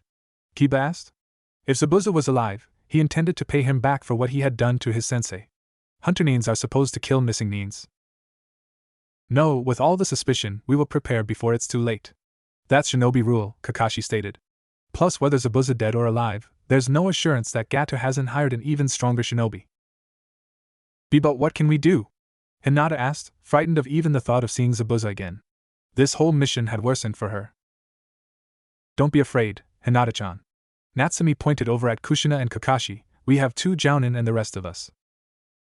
Hinata gave her best friend a weak smile, still not really feeling too good about this whole thing. Hi Shibaka, look what you've done to your sweet girl. Kushina blamed him for Hinata's lack of confidence. But again, I'm not better than you, she thought sadly, eyeing Naruto. It was her and Minato's fault that had changed her son. Naruto used to be a sweet and bright child, but he had become a shadow of its former self. Kakashi-sensei, I'm going outside to gather some medicinal herbs, Naruto informed. Natsumi took a few steps toward Naruto and said, Brother, I'm coming with you. It's not safe to go alone. I didn't need your help. If you go with me, you will be a burden to me. But what if Zabuza? Zabuza isn't going to attack soon, Naruto cut her off. From what Shino told us, Zabuza is also injured. It will take a while for him to recover. Angrily, Natsumi opened her mouth to protest, but her mother stopped her. Let him go, Natsumi. But Natsumi wanted to protest, but she couldn't. Thank you, Naruto said and quickly left the room, closing the door behind him. Naruto leapt from tree to tree, gracefully jumping from branch to branch. He had heightened his sensory ability to make sure no one following, as he didn't want to screw up this golden chance. He jumped from tree to tree, branch to branch. He didn't stop till he reached his destination. When he saw a clearing, he pumped chakra to his legs before jumping high into the air and landed on the green ground silently. Zetsu, have you found the entrance? Naruto said. He took a few steps forward before moved his head to the right. He saw Zetsu emerge slowly from the grassy ground. Yes, we found it, White Zetsu started. The Black Zetsu completed, but it's protected by a strong barrier. I'll handle that barrier, Naruto said, removing the gloves he wore. Now, get ready for the switch. I require a White Zetsu's clone for this process. A White Zetsu clone emerged from the ground near Naruto. Hi, he said as he waved at Naruto. Naruto bit his right thumb and started to make some hand seals. Is it going to hurt? The clone asked, nervously. I don't know, Naruto said, completing the last hand seal. Let's find out, shall we? He thrust his right hand into the clone's chest. A small seal array materialized on the clone's body. It doesn't hurt, the clone said before ripple formed on his skin. The ripples had started from his chest before spreading all over his body. Good to know, Naruto said, removing the hand from the clone's chest. Naruto watched the clone's body begin to melt. First, he thought his experiment failed, then something unexpected happened. The clone's body started to take a shape, his skin and hair started to gain colors, clothing began to form on his body. Within a few minutes, the White Zetsu's clone transformed into his perfect replica. How do you feel? Naruto asked his replica. I don't know, boss, but it's felt weird in someone else's body, his clone spoke, looking at his own body. What did you do? The white half of Zetsu asked, confused, eyeing Naruto's replica carefully. I've also the same question, the black half of Zetsu said. He was also confused as his white half. White Zetsu and his clones are particularly part of a tree, so I used your clone to make the body of my wood clone. This technique is a fusion of wood clone technique and Fuinjutsu, Naruto explained. But tell you the truth, I wasn't even sure this was going to work. But it worked, Naruto's clone said, smiling. Why did you go such lengths to make this clone? The Black Zetsu asked. A Zetsu's clone would have easily taken your place in this mission. I can't control the action of Zetsu's clone, but I can control my clone's action. Naruto looked at his clone and sweat dropped. His clone was sticking his finger into his nose. I take back my word, I can't even control the action of my own clone. Both Zetsu let out a small chuckle. I'll meet you there, brother, the Black Zetsu said. Zetsu slowly merged into the ground and disappeared, but Naruto could still hear their chucking. He sighed and did a fake cough to catch his clone attention. What? Naruto's clone said. He still had his finger stuck into his nose. Will you please stop doing it? I have an image. Sorry, the clone apologized, removing his hands from his face and straightening. I need you to behave properly and please, don't do anything I wouldn't do. Naruto leapt high into the air. He stopped in midair for a few seconds and then started to descend towards the ground. Before he touched the ground, a dark portal opened up and swallowed him whole. Why did boss come here? Naruto's special clone said, mostly himself, scratching back of his head. Well, I think about it later. Time to take a nap. He laid down flat on the grass and closed his eyes. I don't know, but I've got a feeling my clone has done something stupid, Naruto said to himself as he landed on the dusty ground in a crouching position, feet wide apart, and supporting their weight with one hand. Cool landing, one of the Zetsu's clones said while clapping his hands. Thanks. Naruto stood up and dusted the dirt from his clothes. He looked around to see where the portal had thrown him. The ruins of Uzushiogakure. At the center of the ruins was a squat, very battered, but very sturdy-looking building. It was 2 stories tall and made of solid stone, looking like it had all been carved out of one massive slab of rock. It was on its own island in the middle of the river that divided the village in two, probably the seat of power for whoever led the village. It looked to be largely intact, with massive steel doors that had been forced open underneath a giant Uzumaki crest. The walls all had rough gouges in them, looking like chunks had been torn out of the stone. At the front and back of the building, there were pathways leading up to the remains of 2 bridges that connected the village. They weren't the only bridges between the 2 shores, but they had been the biggest from the looks of it. The ruins all looked very foreign to Naruto, the buildings made out of concrete, rock and steel as opposed to the wooden structures in Konoha. From the looks of the place, Yuzu's buildings had been much taller than most that could be found in Konoha as well. "Where is Zetsu?" Naruto asked the Zetsu's clone that was following him. "I'm here, brother," the black Zetsu spoke, slinking out of the wall. "You're late," Naruto said, glancing around curiously. The white Zetsu grinned. "Sorry, we got lost on the road of life." "It's not funny." Naruto wasn't in the mood for joking. "We've already wasted too much time. Tell me, where is the entrance?" "Stop your nonsense," the black Zetsu scolded the white Zetsu. "Brother, follow me." Zetsu led Naruto through the ruins of the fallen village. There were so many destroyed buildings and so little nature. Everything seemed as if it was just recently destroyed and burned to the ground. Everything that was buried in certain areas seemed to have either been destroyed or already taken. It added to the feeling of the area, as if not a single soul had walked the grounds of Yuzushiogakure in decades. A feminine-looking boy with long black hair and brown eyes walked through the woods with a basket in hand when he saw a sleeping boy. As he got closer, he took note of the headband wrapped around his arm. A Konoha ninja? But this one isn't any of the ones that we saw last time. Did they get reinforcements? I've left all my weapons at the hideout. He narrowed his eyes and set the basket down before quietly creeping up to him, slowly extending his hand to strangle him right then and there. Right as his hand got in range of touching his throat, the blonde grabbed his wrist and forearm with both hands and wrapped his legs around his neck and arm, proceeding to turn the tables and choke him with his legs. When Naruto opened his eyes, he saw a boy his age slowly turning red in his grasp. Naruto quickly set him free, before backing away against a tree. "I'm so sorry. I didn't mean to do that to you, I'm sorry." The boy sat on his knees coughing as the color of his face started returning to normal. He looked up at the boy that had almost killed him. "Boss is gonna kill me. I nearly killed a civilian." Naruto's clone took a closer look at the boy. Why is he wearing woman's clothing? Does he like cross-dressing? He thought when he saw the boy wearing a pink, sleeveless kimono. He narrowed his eyes, sensing the feminine boy's chakra. He has a strong chakra for a civilian. He must be Zabuza's subordinate. He looked again at the boy and then thought about Zabuza. I didn't know Zabuza swing that way. Did he cross-dress to seduce Zabuza? Perhaps Zabuza isn't gay, but his subordinate is trying to catch his attention by wearing woman's clothes. "It's okay," the boy finally said. "You must have been quite on edge to attack like that. My name is Haku, by the way." He gave a disarmingly beautiful smile. Naruto didn't react to him. Obviously, Haku thought that he would fall to his cough woman's charm. "I'm Naruto," he said. Silence. No one spoke. The feminine boy fidgeted on his spot at the uncomfortable silence. "Say, are you a ninja?"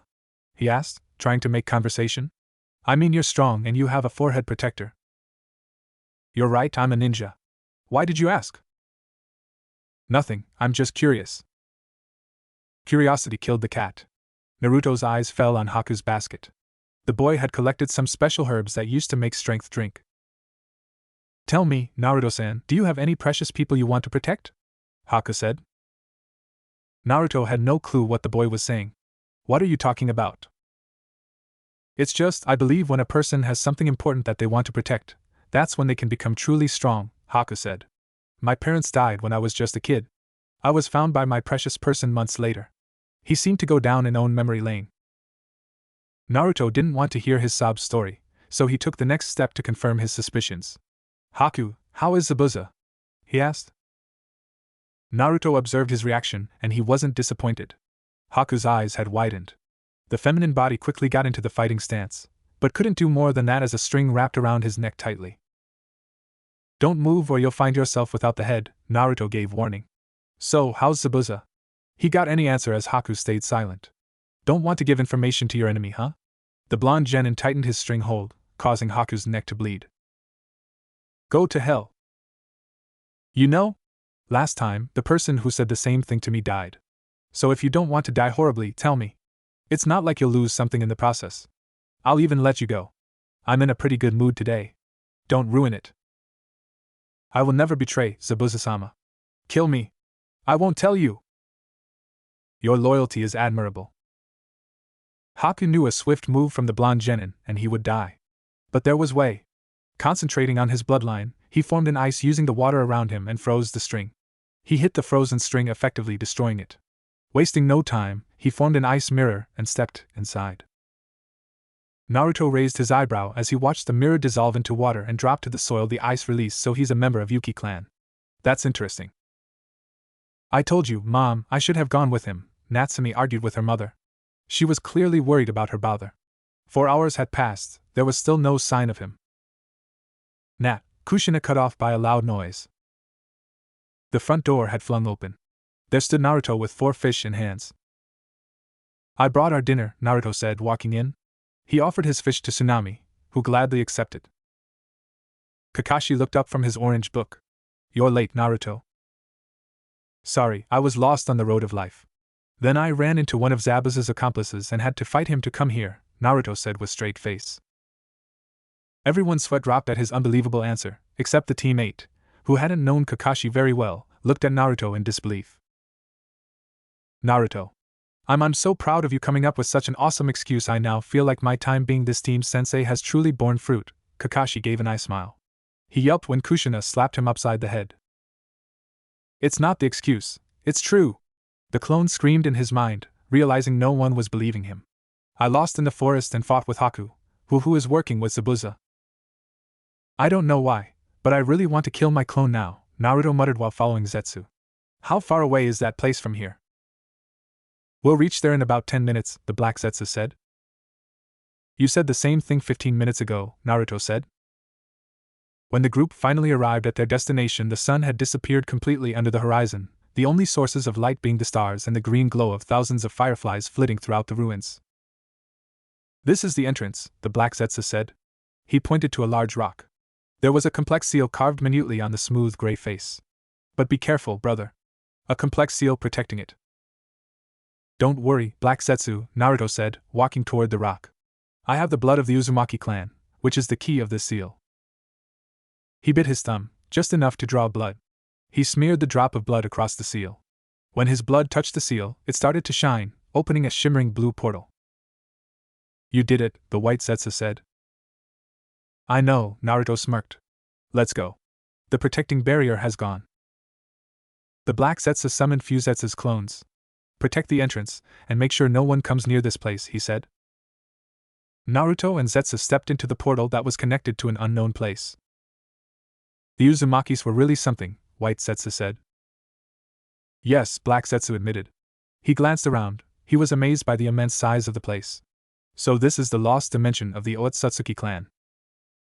The Library of Benzaiten, it was the name of the dimension they were in. The place was an incredibly large library that seemingly had endless floors. The interior walls were shaped like a hexagon, with numerous shelves at each side arranged in various patterns. Neatly arranged scrolls and books on all those shelves were holding a vast amount of knowledge of Otsutsuki clan and every dimension they had invaded. The floors were linked with each other with what seemed to be bridges, serving as a passageway between sporadic flats in the library. Naruto pulled a seemingly random book from a shelf, flipped through it quickly. Interesting, he said. This book is on various types of sealing techniques, but we're not here for this. He closed the book and then stuck it back into its place. Naruto looked around when he spotted what looked to be an image of the goddess carved from some warm reddish stone beside a large passage. The goddess was sitting on the back of a large dragon playing a biwa. Naruto and Zetsu walked up to where the passage led into another room. They stopped in front of a beautiful sandstone statue of the same goddess whose statue was at the entrance.